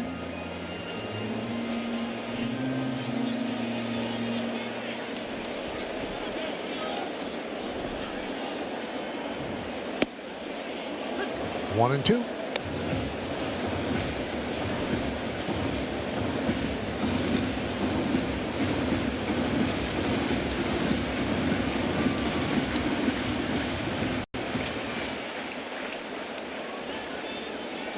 Narvaez leads off first.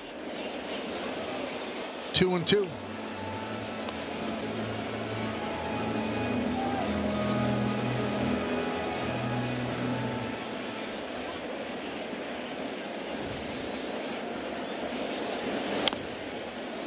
Birthday wishes go out to Don Zagoria. And I'm glad every year we wish this guy a happy birthday. I want to continue to do it. Turns 97 today. Watches every game in his home in Krugers, New York. Was a professor in Columbia and Hunter. And is a huge David Cohn fan. He actually watched Lou Gehrig and Joe DiMaggio play. Wow. So happy birthday to Don. Anthony goes down on strikes. 2 away. With Bregman due up, here comes Boone. He'll go to the bullpen again. So Hill does his usual fine job. He departs. Yankees still trailing 5-1. 2 outs here in the top of the 6th.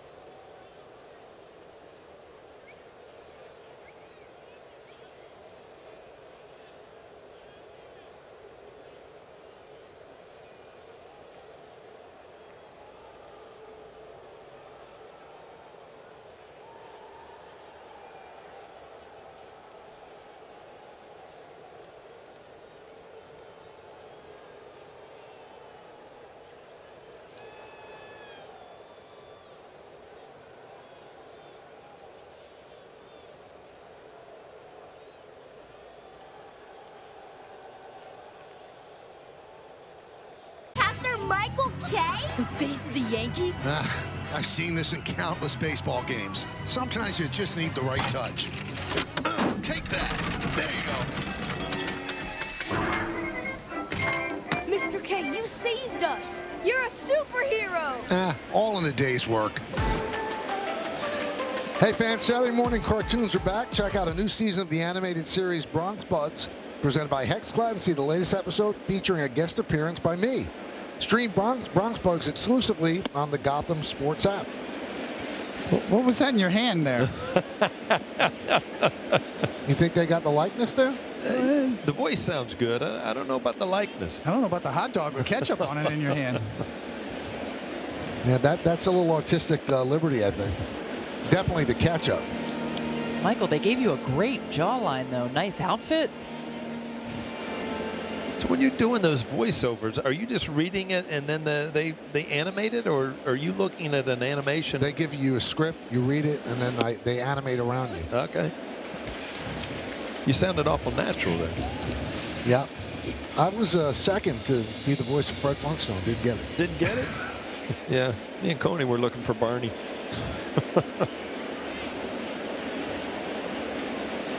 1-2. Paul Blackburn making his Yankee debut, released by the Mets, and the Yankees grabbed him. He's 31 years old, 9th big league season. Signed with the Yankees on Thursday. 7 games and 4 starts with the Mets, 6.85 ERA.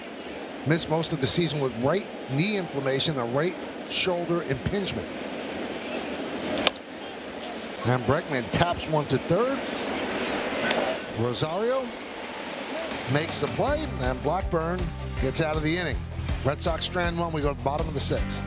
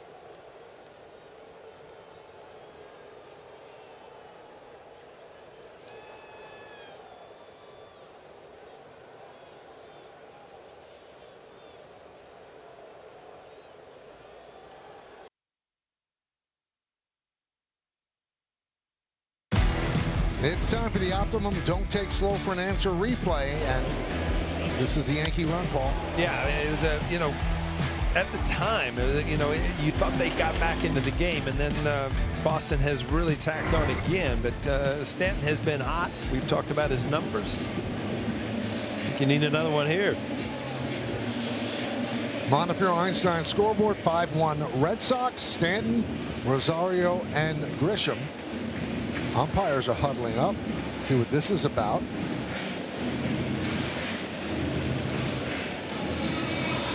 Two talking, and now the other two will join.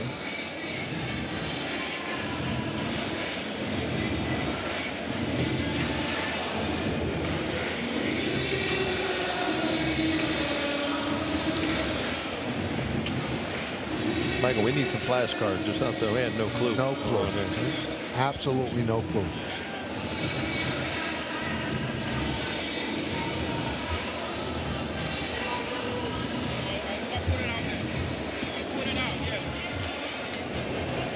Was it a pitch clock violation?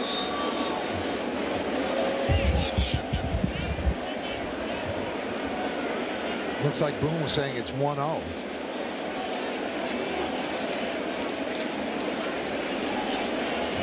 And they'll huddle up again because Narvaez brought up another point. So now he's going to talk with Boone. That usually means it's bad news. Yeah, this isn't going to go well.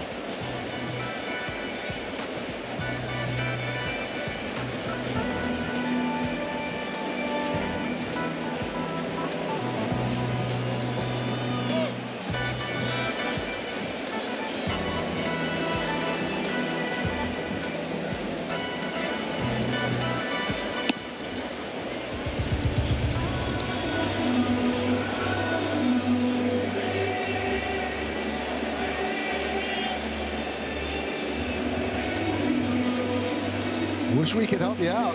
Well, thinking about it, I mean, you have an allotted time, and if you use a backup catcher, use up all your time, and you know you could be out of pitches, and you know might have thrown an extra one, might have questioned the time. Here's what I never understood. They can talk to the crowd.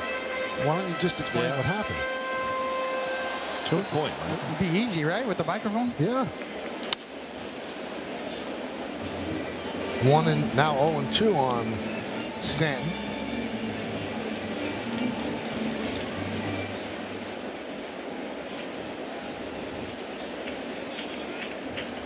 Swing and a miss. 1 away. Red Sox made a trade with the White Sox to get Garrett Crochet. And pitches like this, one of the reasons why they gave up one of their best prospects, the catcher Kyle Teal, Chase Mydroth, Braden Montgomery, and Wilkerman Gonzalez. And during the first week of the season, they signed Crochet to a 6-year, $170 million extension that starts next season. So he's 26 years old.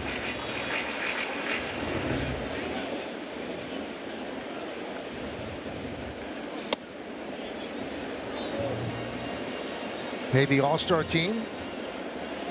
First year with the Red Sox, made it last year with the White Sox as well.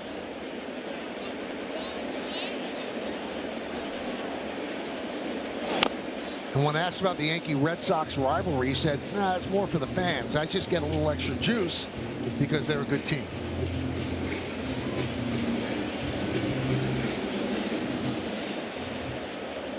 Well, he's been impressive, Coney. I mean, you can just tell. Hard fastball, heavy slider down and in. Rosario grounds it to second. 2 away. You certainly can see why he's leading the league in innings pitched. On his way to another quality start here, and maybe even pitching at the 7th, potentially, depending on how this inning goes. But his pitch count's in great shape. Number 85 about to be delivered. He's got 8 strikeouts. 59 strikes thrown out of those 84 pitches. And he works quick, too. And that always, as a hitter, just shows, you know, the pitcher's confident. And, you know, that's not a good thing.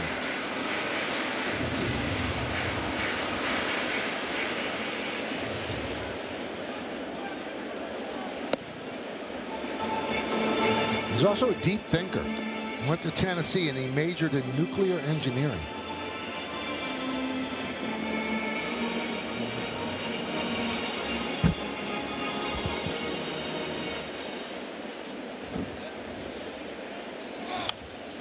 Two and one.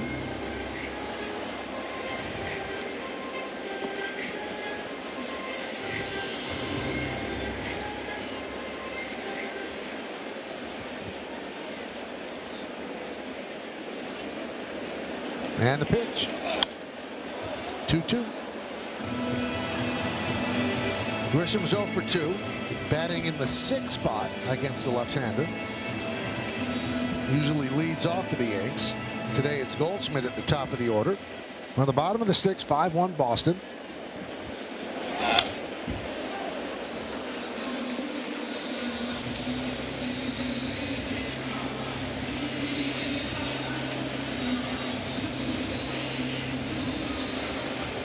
Last year with the White Sox, he did not want to push it past a certain number of innings unless they gave him an extension. Grounded to first. And he gets the Yankees in order here in the 6th. They go down 1-2-3, and we go to the 7th.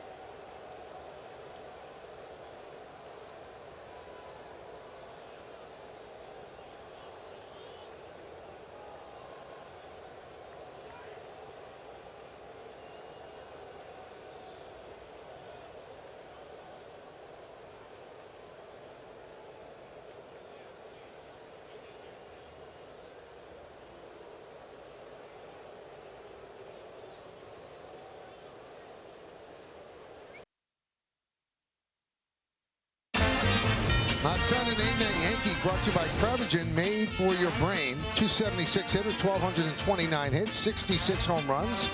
Played for the Yankees in 70-71, then Red Sox from 72 to 74. You see the other teams he played with as well. And it's a 10, which is the hardest that we can give you. And I'll give you a clue. It's one of the great trades in Yankee history. And he also wore the number 10. Ford scoreboard. Go to the 7th inning. Jaron Duran leads off against Paul Blackburn. And a strike.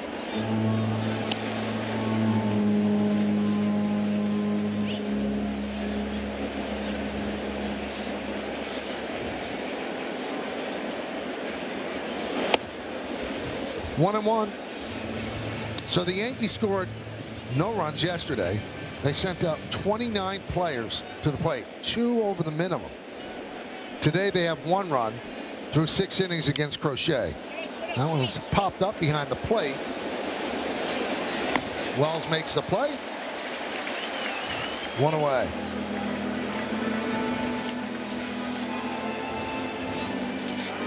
Support America's military and first responder heroes. Donate $11 a month to the Tunnels to Towers Foundation at t2t.org.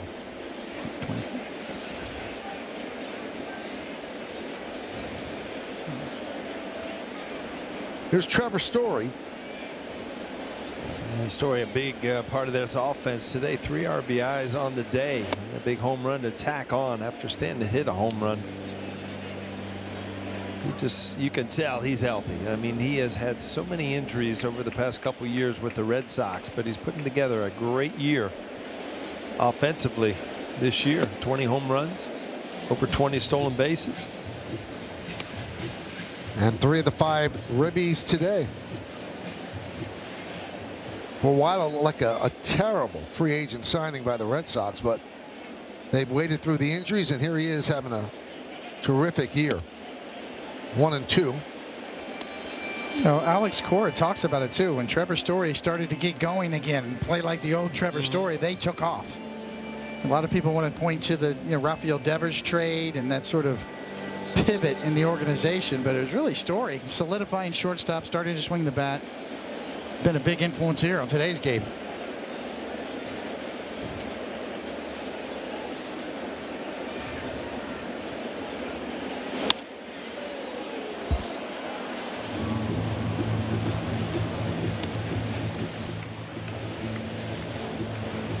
Trevor Story was the guy who took over at shortstop in Colorado. Really made his name for himself out there.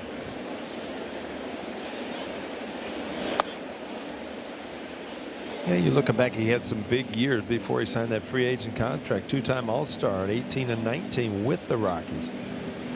Ended up with a 6-year, $140 million contract.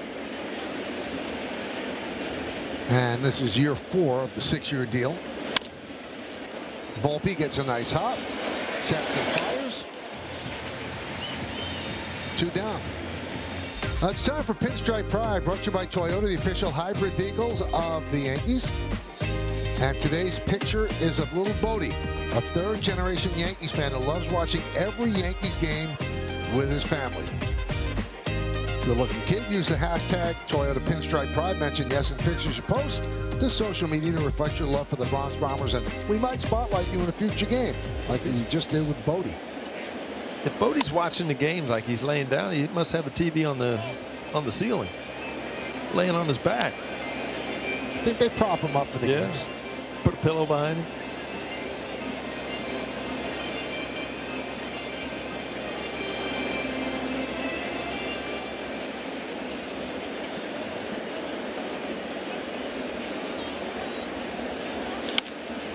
Right in on the hands, 0-2.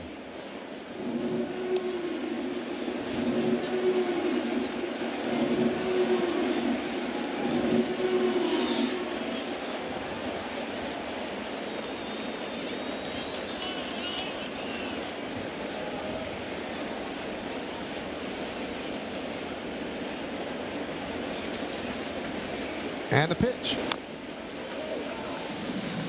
Blackburn started last season with the A's. Began the year with a 22 1/3 inning scoreless streak. And then he was traded to the Mets at last season's deadline for Cade Morris.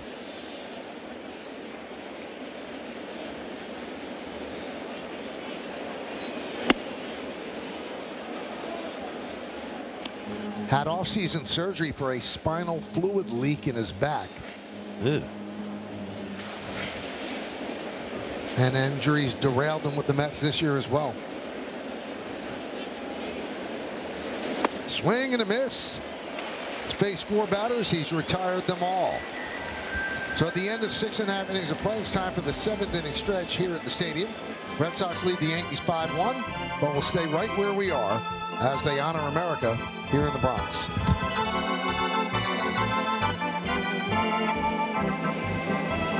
Ladies and gentlemen, will you rise and remove your caps? And please direct your attention to the area behind home plate as the New York Yankees welcome an honored military guest. United States Navy Lieutenant Commander Mark Blask from Little Falls, New York, who served in Operation Desert Storm. The Yankees say, thank you, Mark, for your sacrifice and for your service to our nation.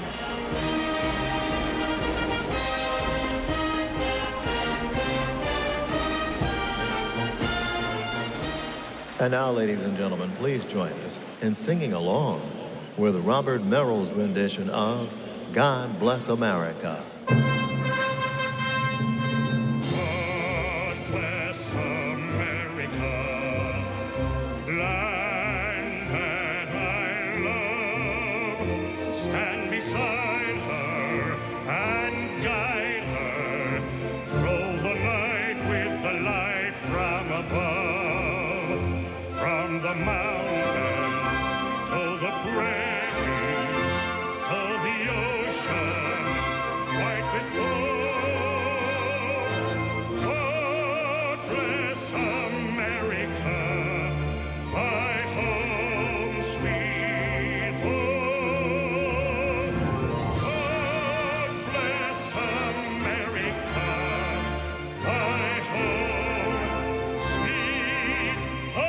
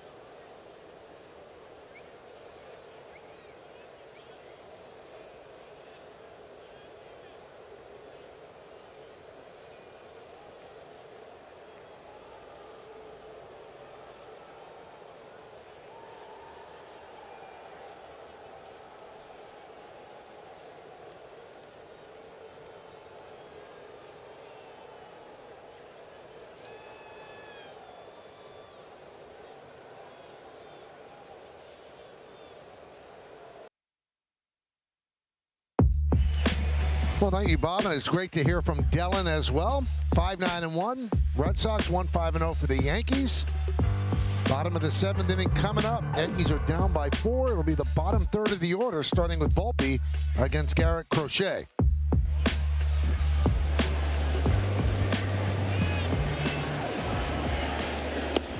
Yankees are down 4-1 with a runner on second base and 1 out in the 4th inning. And Volpe tried to bunt, inexplicably scored a sac bunt. Why would he sac bunt in that situation? He was bunting for a hit, but he bunted it right back to Crochet. So technically he's 0 for 1 because you don't get an at bat when you have a sac bunt.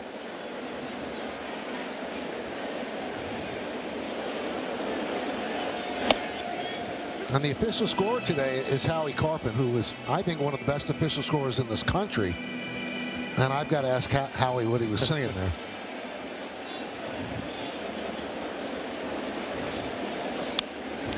Two and two.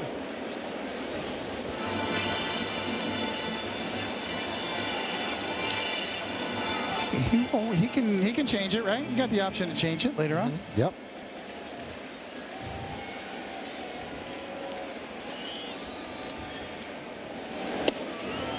And Volpe down on strikes. And as he did yesterday, he's starting to hear a lot of boos here at the stadium. Monday, Aaron Judge and the Yankees open up a series at the Washington Nationals on Hamilton night at the stadium. Special coverage begins at 6 with Audi batting practice and the pregame on Yes and the Gotham Sports app. It's baseball meets Broadway, and we are not throwing away our shot. And you'll be in the room where it happened. 1-0 on Caballero.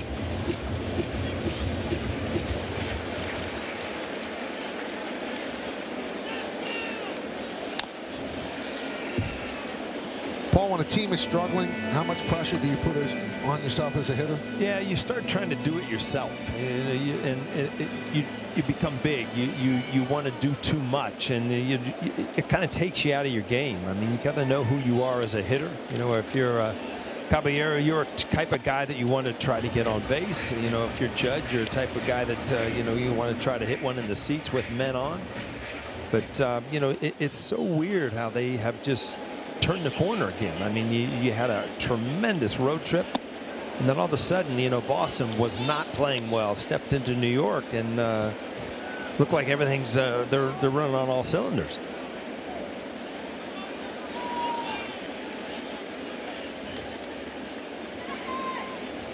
Swing and a miss. Caballero down on strikes. When you look at Boston, and you would start the playoffs today, the Yankees would play. Michael, you were talking about it. I mean, if you're facing Crochet and Bayo, I mean, that's two tough starters from what we've seen in this series.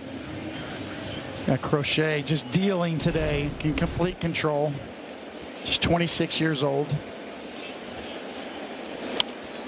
Walls fouls it away. Think about Crochet. He's one of only 24 ball players that went right from the June draft to the big leagues. Wow. No minor league time. Back in 2021, the White Sox called him right up in September as a reliever. Quickly 0-2. Guys on that list, remember Bob Horner, right to the big leagues. John Olerud, Jim Abbott on that list of 24.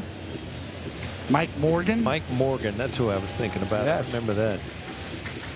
Dave Winfield. I think Winfield. Yeah. Winfield's on that list. Wasn't David Clyde also on that list? Who? David Clyde, right from high school to the Texas Rangers. And Wells strikes out. Crochet strikes out the side, picks up his 500th career strikeout as well.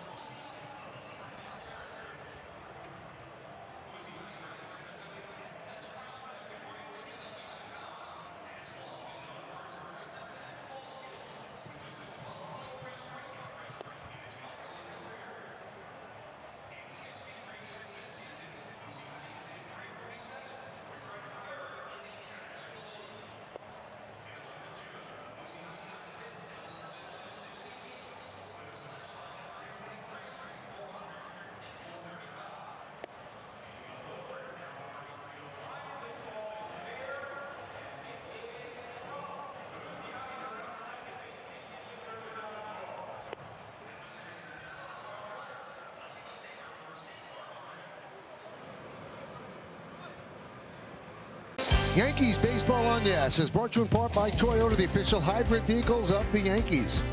And by Delta, the official airline of the New York Yankees. Delta, keep climbing. All right, we go to the 8th inning, 5-1 Red Sox. Paul Blackburn on in relief. And he deals to Yoshida. Between innings, Garrett Crochet getting congratulations. So looks like his day is done with 7 innings of 1-run ball. He's impressive. You could see how this just wasn't a day for him. I mean, overpowering fastball, great breaking ball, mixed in a few changeups. Greg Weissert is up.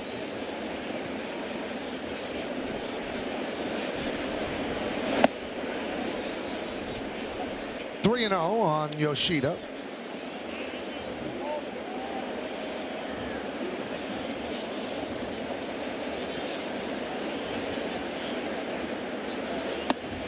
And a strike.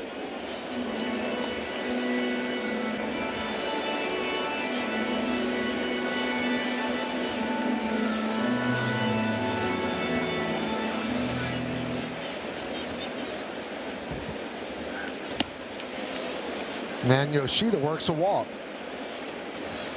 Well, come out to Yankee Stadium tomorrow night when the Yankees take on the rival Red Sox in the series finale. First 18,000 guests in attendance receive a Yankees beach tote courtesy of Bermuda Tourism. Tickets are going fast, so get yours today at Yankees.com. We only got about a week left to that beach time. Summer's about over, right, Michael? Pretty much. Volpe to Caballero over the first, a 6-4-3 double play.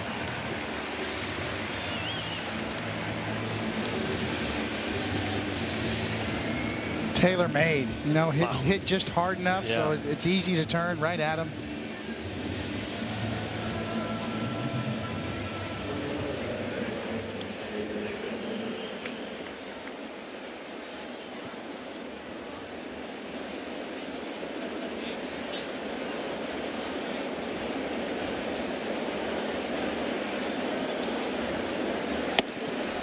The Yankees are in the bullpen now. Weisert's going to come in. But you would think that Chapman and Whitlock both unavailable today. They pitched in the first 2 games. So if you get something going, you could get to some of the bottom half of that bullpen.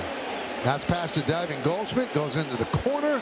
The speedy Hamilton's at second. He's going for 3. Here's the throw. And it's wide. And it gets away.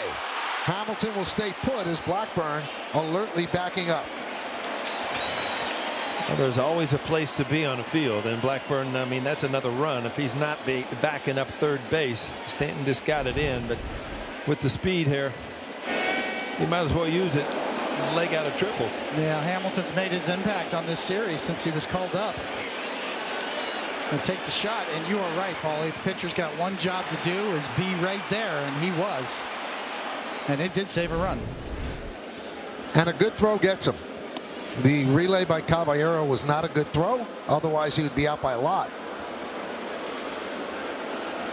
I think you've seen what Cora is trying to make this team is put pressure on the defense. You know, to run the bases well, steal bases, try to take the extra base when in specific times. And when you're up 5-1 in the 8th inning, that's a good time. You almost stole another run.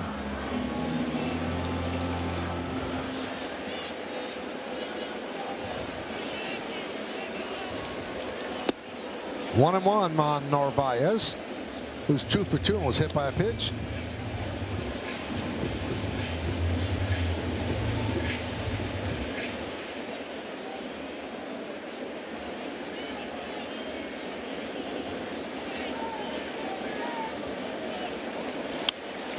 One and two.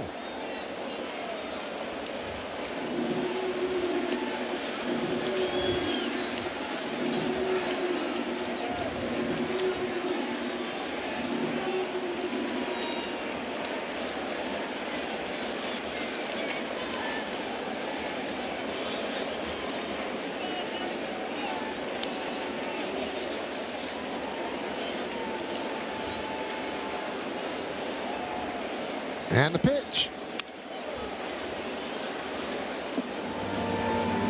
There was a lot of talk when the Yankees were loaded with catchers, traded Narvaez to the Red Sox, and he's played well for them, become their everyday catcher, and the Yankees got back a nice prospect in return, who's one of the better pitchers in the Yankees organization right now. So maybe a couple years before we look back on this trade and see how it works out. But Elmer Rodriguez Cruz has had a great year for the Yankees. Big power arm down there, one of their top pitching prospects. So, you know, the Yankees, they picked some talent, and they thought about it when they traded Narvaez, and they thought very highly of Narvaez too as well. But it's easy to look at that trade right now and go, hey, what happened there? But Elmer Rodriguez Cruz got a nice arm, so we'll see how that works out. 2-2 on the number 9 hitter in the Red Sox order. We're in the 8th inning. It's 5-1 Boston, 5-10-1, leading 1-5-0. Yankees scored 3 on Thursday, got shut out yesterday. They have 1 run today.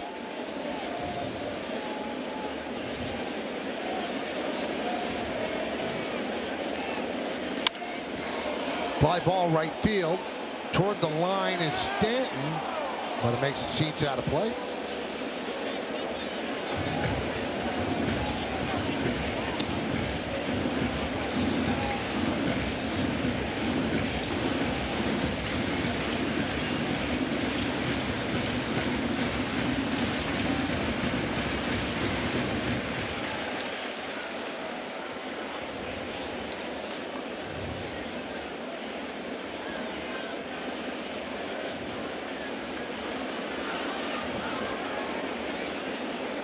And the 2-2.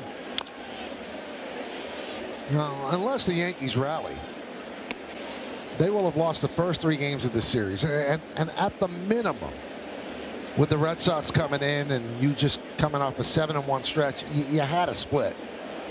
And obviously they lose today. The split's out the window, and the Red Sox will leave here no matter what happens tomorrow night ahead of the Yankees. So this is not the performance that they were looking for.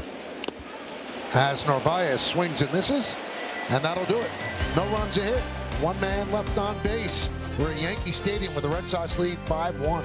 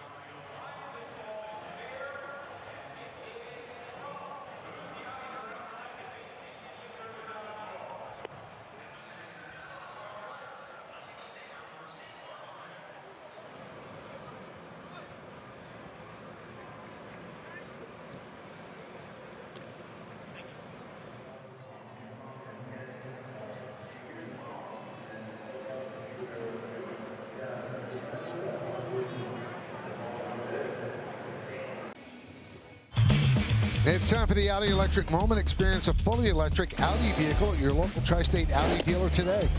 Well, we talked about Garrett Crochet in the running for the American League Cy Young with Tarek Skubal, and he proved it today with that performance. Got his 500th career strikeout and his 17th quality start on the year. So they go to Greg Weissert on the Hyundai scoreboard, 5-1 Red Sox, and the Yankees go to the bench. They'll pinch hit for Goldschmidt with Ben Rice. We used to laugh at quality starts, 6 innings, 3 runs. Yeah. A lot of managers that would die for 6 innings from their starters nowadays.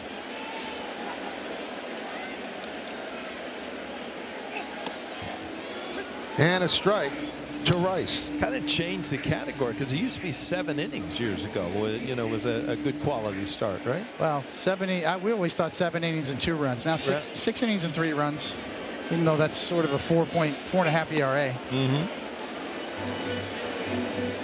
There's a lot, you know, you slice and dice it any way you want, but if you've got starting pitchers that can give you 6 innings nowadays, it's a big deal. There's a lot of pitchers with 90 pitches after 5. That's it. They're done.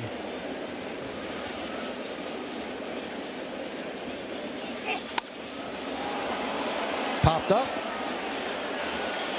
Story didn't see it, but Rafaela did.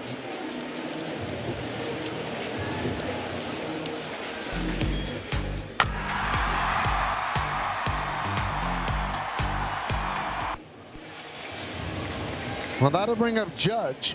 Judge 1 for 10 in this series. Just missed a home run his last time up. Drove Anthony back to the wall and right. That one is ripped into right center field. It's a base hit. It splits the outfielders, and it goes to the wall. Rafaela will get the ball in, and Judge has himself a double. Aaron Judge aggressive here, and that had to sound like Aaron Judge. That ball was ripped to right center field. Weiser with that sidearm delivery gets good movement, but Judge is ready for it and just smokes it to right center field.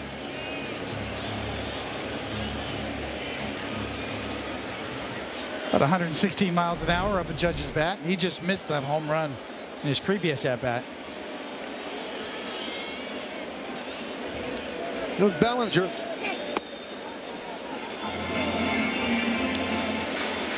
Now, if you're going to mount a comeback, I mean, you're looking at, it's going to take a lot of people. I mean, you're going to have to string together an inning because you're running out of outs here. So you just can't wait for a big home run. You know, you've got to start putting guys on base, putting the pressure on Boston somewhat to the point where they know you haven't given up.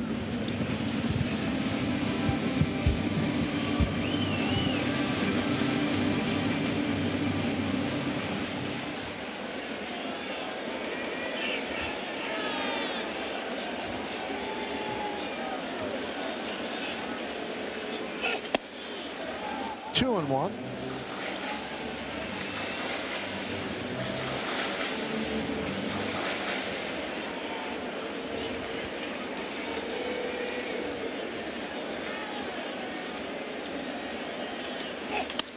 Line drive. It's a base hit to right field. Judge held up. He'll stop at third. Anthony comes up throwing. It's cut off by Lowe. So the Yankees runners on the corners with 1 out. Well, a couple good bats there. Cody Bellinger and Aaron Judge, and a smart job by Rojas. Don't force the issue here. You know, you're down 4 runs. You just hold up Aaron Judge, go base to base, especially with 1 out here.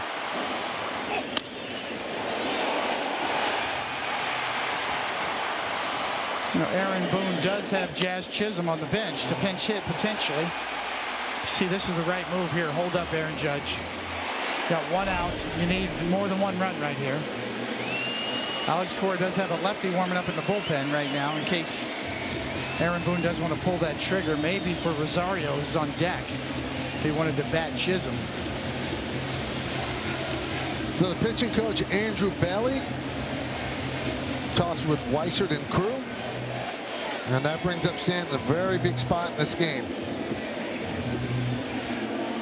Stanton's home run in the 4th, the Yankees' only offense so far. His 16th of the year, his 41st ribby.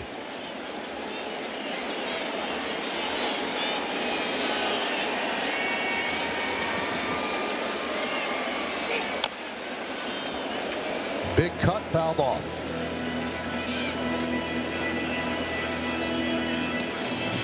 So 0 for 4 against Weissert. This is Weissert's 59th appearance, tied for the 5th most in the American League.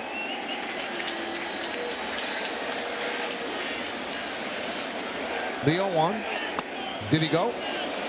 Yeah, he did, according to Charlie Ramos. 0-2. Wow, from the overhead, it looks like that bat head got way out there, much more than I thought on the first First look.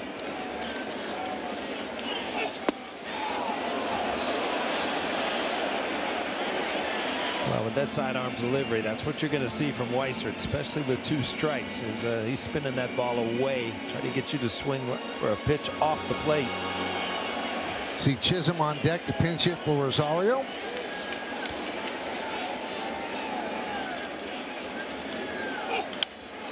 Popped up, foul ball, and out of play. Courtney, how do you hold that one? That slider that kind of backs up. See, this just doesn't keep going. It just kind of backs up and sits there. Yeah, you kind of get under it a little bit. Wrist position is key. Where you start it matters as well.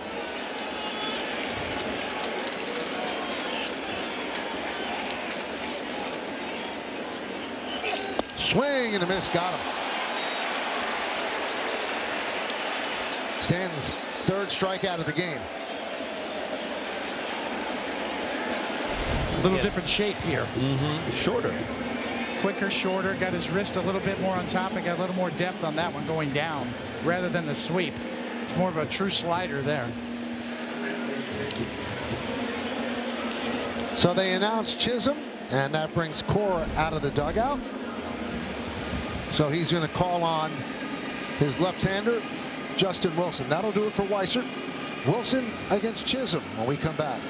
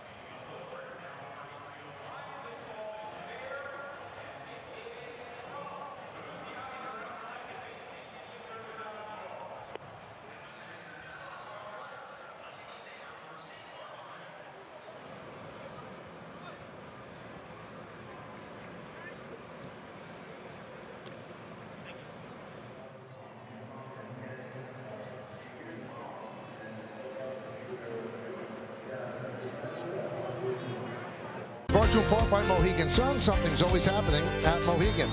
Buy Untuckit. Find the perfect fit today at Untuckit.com or more than 80 stores worldwide. And by the Hyundai Getaway Sales Event. Deal so right, it almost feels wrong. Only at your local Hyundai dealer. New York and Boston.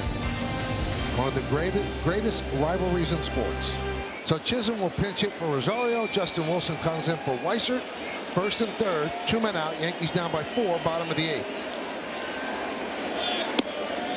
0-1.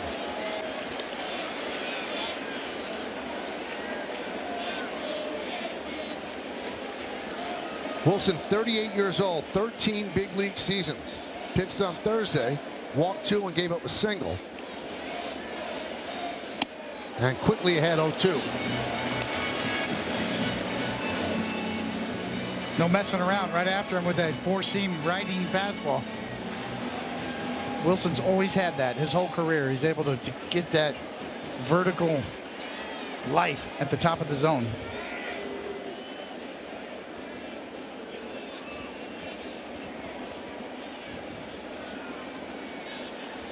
So Wilson steps off. Judge at 3rd, Bellinger at 1st.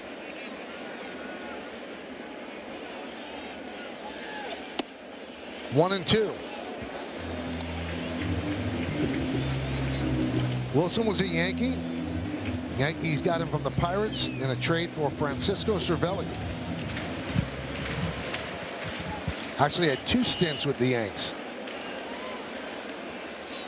1-2. Swing and a miss. Chisholm down on strikes. Yankee crowd a little bit annoyed as they're booing as the Yankees strand 2. We go to the 9th.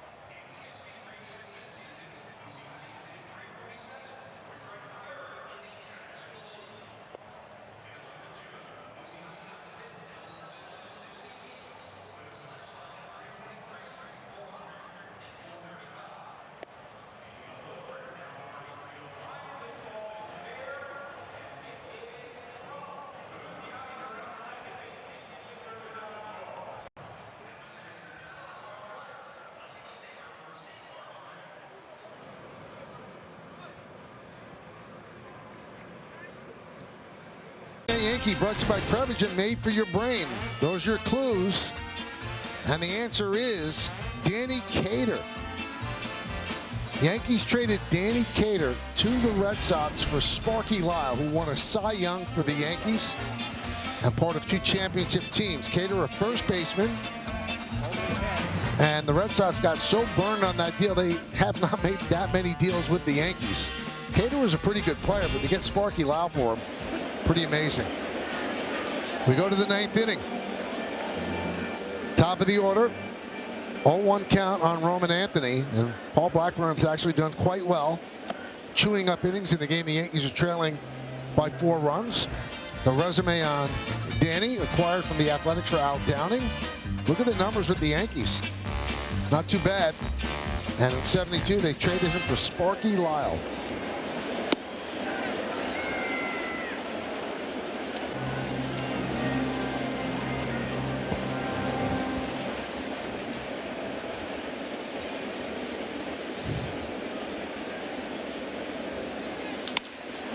Right field, and it is over the head of Stanton up against the wall. He'll fire it in, and Anthony with a double to start off the 9th inning. We've been talking about Anthony being the #1 prospect in all of baseball when he got called up. See if this ball went out right off the top of the wall. An inch from a home run, but he's starting to show, what he can do offensively, defensively, runs the bases.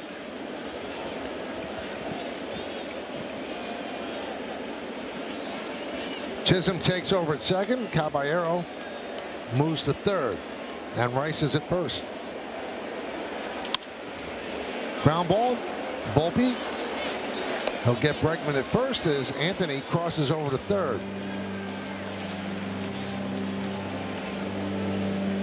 Tell you what, Paul, if you're not down by 4 runs there, Anthony would have been out at third base, but you have to take the out. Yeah, I think that Volpe learned his lesson last night that, a ground ball, iffy play, you take the sure out at first and take your chances.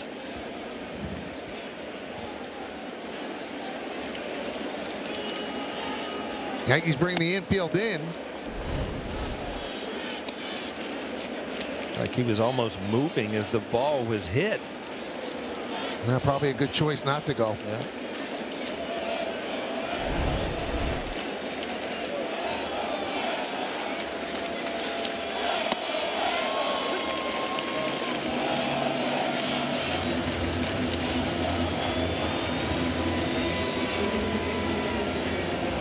Red Sox have 11 hits, Yankees 7.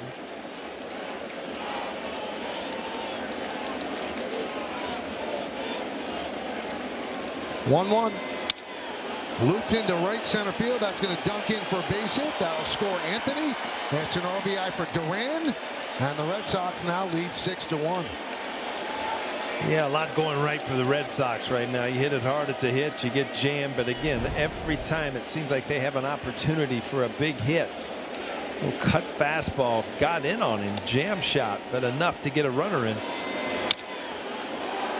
Sound off the bat tells you what you need to know. It's a broken bat, but it's also an RBI knock. 70th ribby for Duran. And a strike to Trevor Story. 3 RBIs today for 82 on the season. You know, it's amazing when you look back at pretty much the same time this team turned around. It was, you know, around the time that a lot of people thought the Red Sox were throwing in the towel when they traded Rafael Devers to San Francisco, and they have been a much better team ever since.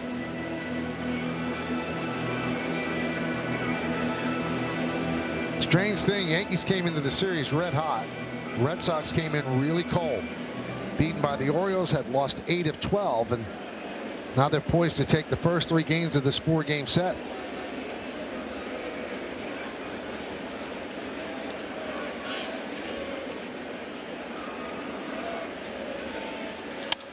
Has a base hit to right field. Duran going for third. The throw from Stanton, not in time. Well, you can see their scouting report. They're going to run on Stanton at every turn.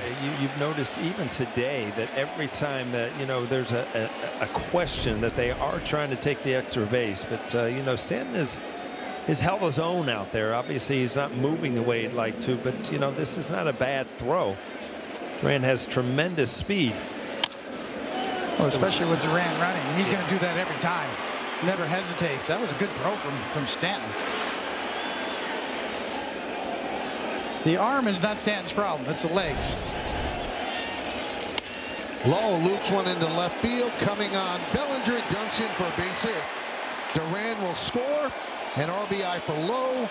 And it's 7-1 Boston. Wow, this is just one of those days, Coney, that you know, everything goes against you. You know, they got off to a hot start off a Warren, and things have not changed. A couple jam shots this inning, but they just keep producing runs.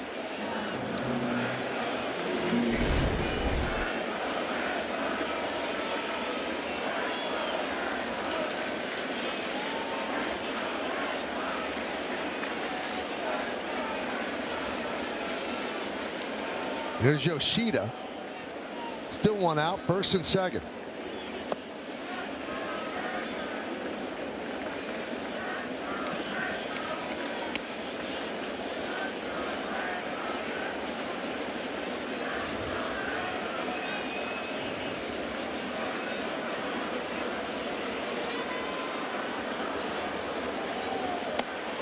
And a strike.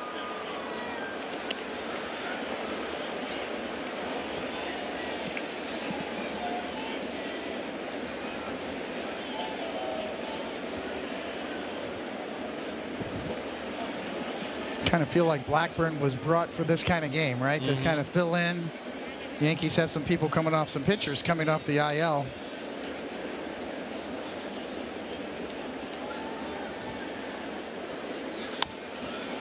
Popped up. Rice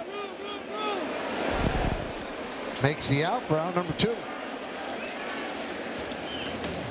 Well, Monday, Aaron Judge and the Yankees open up a series at the Washington Nationals, and it's Hamilton night at the stadium.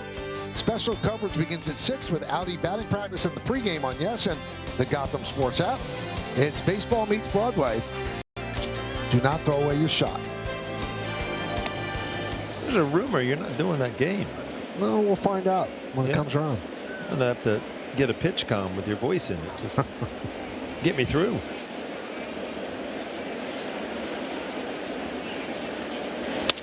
Line drive. It is a base hit over the leaping try of Chisholm. Story's coming home. The throw is a little wide and late. So scoring is Story.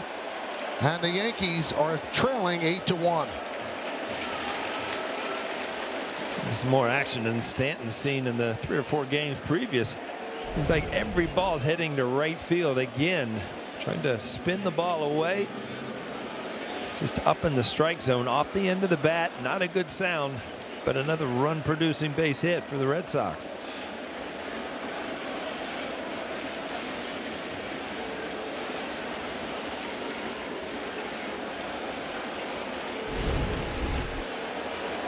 Speaking of Hamilton, here is David Hamilton. So Rafaela with 2 hits today came into this game 14 for 88 in his last 25 games. That's 159. And he's picked up 2 hits.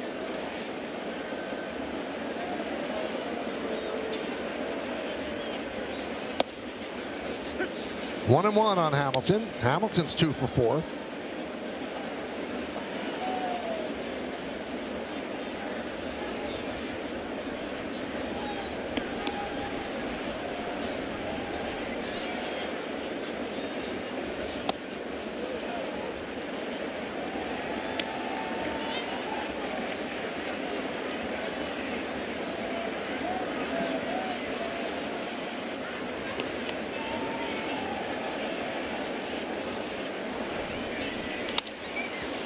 Volpe fires high and over the head of Rice.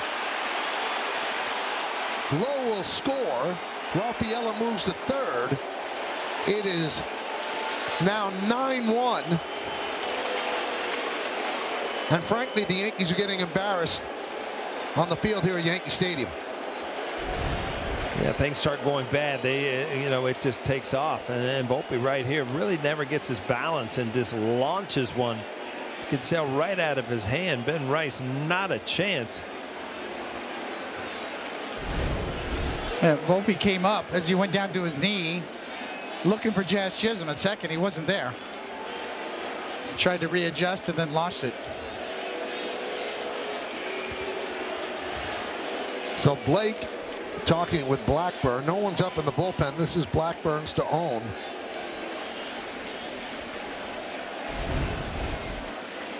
See, once he's on his knee, he starts to look at second base, and Jazz is not there. And then you got to readjust at that point. He really had no chance.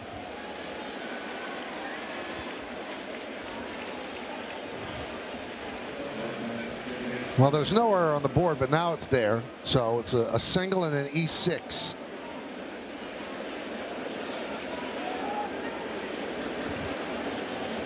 And the error allows the run to score.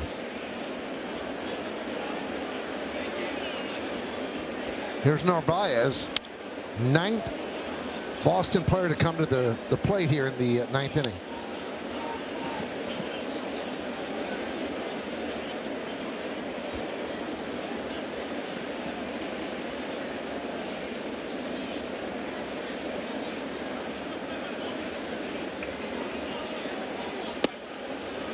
Oh, 0-2.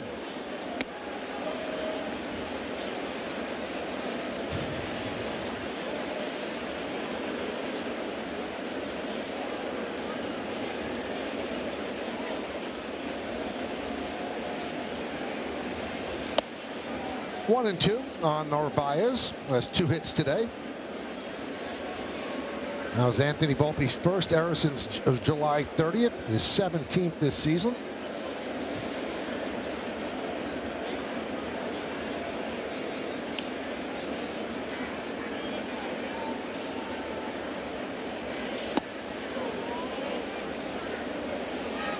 Two and 2.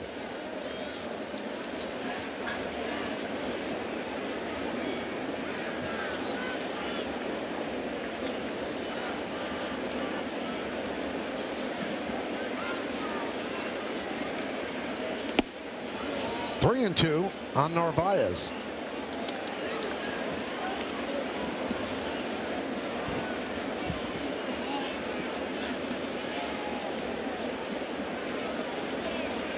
Runner from first will go.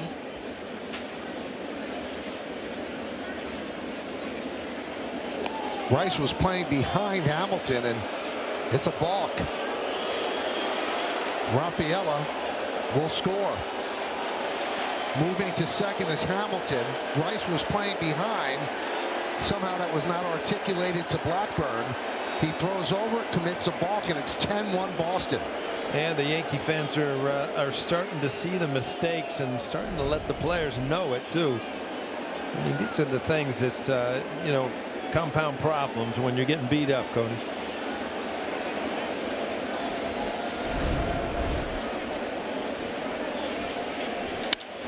Driven deep to left field. Bellinger back, turning, looking, see ya. A 2-run home run by Narvaez, and it can't get much worse than this.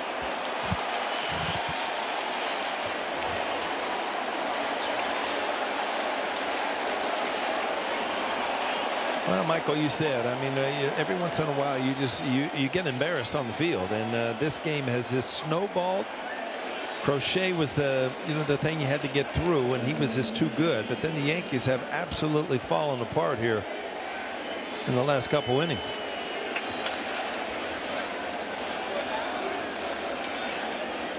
There's Roman Anthony. 7 runs in for the Red Sox, and there's a strike. See the big breaking ball up and out over the plate. And, you know, this is what you call a punt. You know, for the Yankees and Aaron Boone. Nobody warm it up. Blackburn's got to wear it.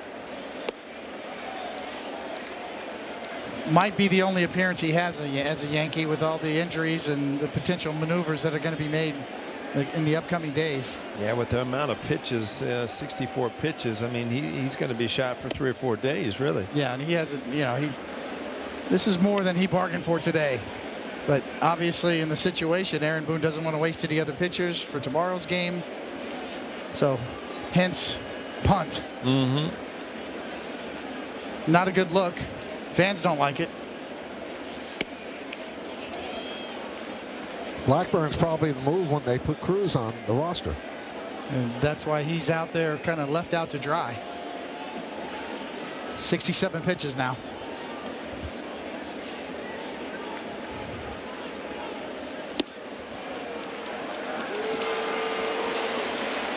So Anthony walks, and you wonder, will Boone throw him a lifeline and bring in a position player to pitch? That's the only thing left at this point. Yeah, nobody up in the bullpen. The position player will not take long to warm up. You can see Boone pointing to Blackburn, kind of asking him if his arm's okay.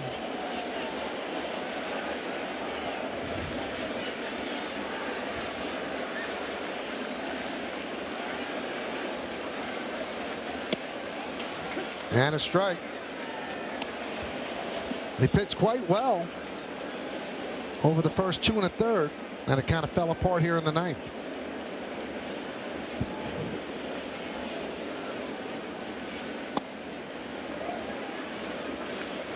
One and one.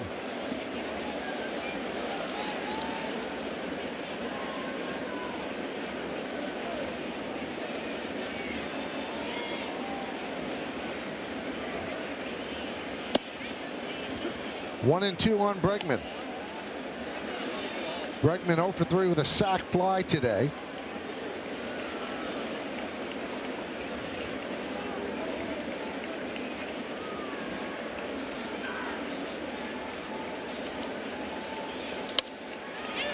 Popped up. This will mercifully end the inning. And quite frankly, the Yankees are getting schooled by the Red Sox here on this Saturday afternoon in the Bronx.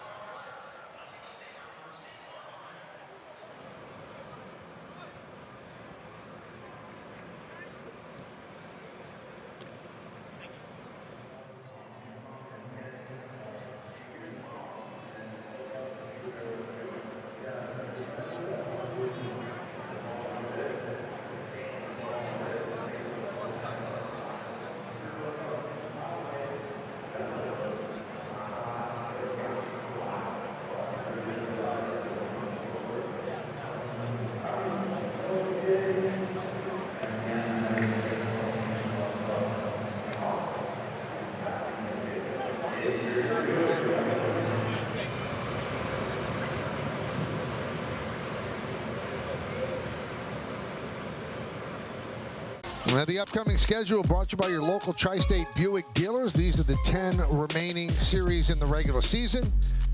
Starts with the Nationals at the Stadium Monday, Tuesday, and Wednesday, then 4 against the White Sox. Then it gets tough. Astros, Blue Jays, Tigers, and the Red Sox again. And then they finish off with 4 teams under 500 to end the regular season. 12-1. Red Sox over the Yankees, bottom of the 9th inning. Jordan Hicks will take over for Boston.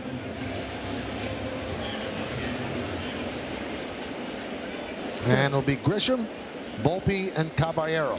A tough year for Jordan Hicks. High velocity sinker.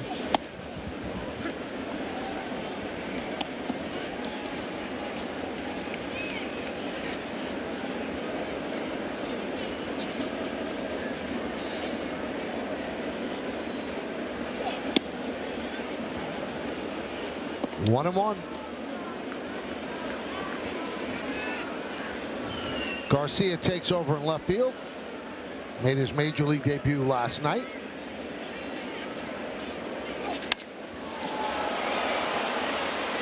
Rafaela in left center, battling the sun, making the play. One away. Well, after the final out, get highlights, analysis, clubhouse interviews, and we'll hear from Aaron Boone on the manager's report. That's all coming up on the W.B. Mason Yankees postgame.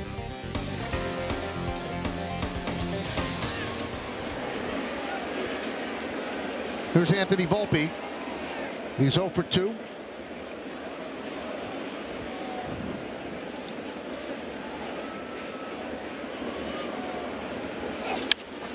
Popped up. Lowe gives it a look. Makes the seats out of play.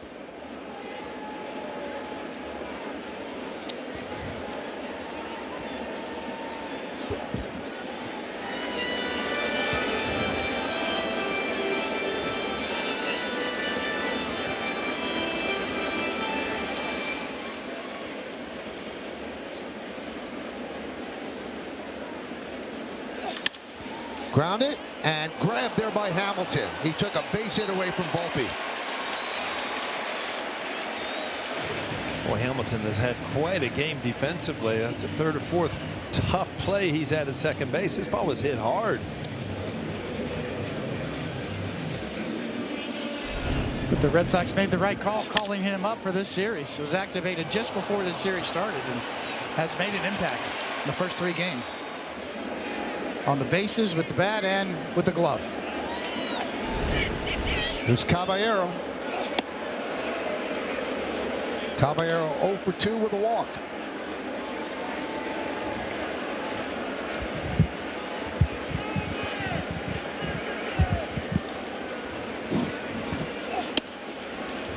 One and one.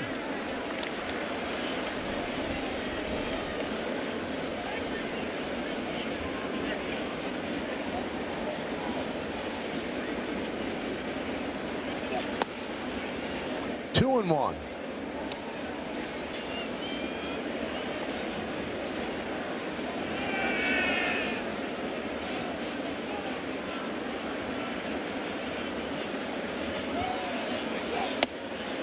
Three one on Caballero.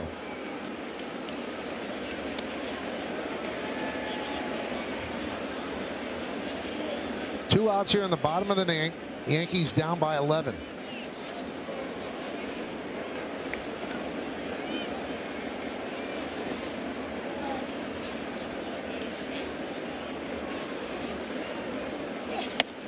And Caballero works a walk.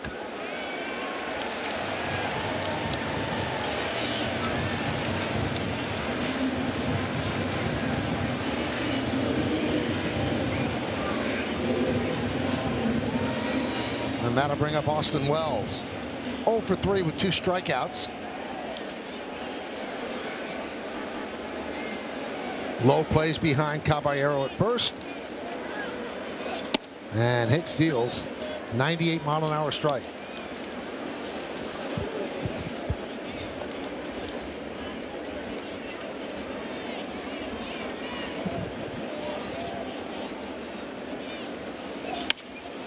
Right field, Anthony coming on, and that will do it as the Red Sox beat up on the Yankees 12-1. They've taken the first 3 games of this series. The Yankees have lost 8 straight to Boston, and just a brutally awful performance by the New York Yankees as they get schooled by the Boston Red Sox, and now they drop a game and a half behind the Red Sox in the wild card, and they remain in 3rd place in the American League East. Yeah, it was just a total beatdown. I mean, Crochet obviously was as good as he could be. Warren got off to a tough start, put the Yankees kind of in a hole, but then from there it got ugly. This game did not start well and ended worse. Yeah, Boston gave their best pitcher, Garrett Crochet, an early lead, and then he was in the driver's seat for the better part of the first 7 innings. We'll come back, try to make sense of this, and then the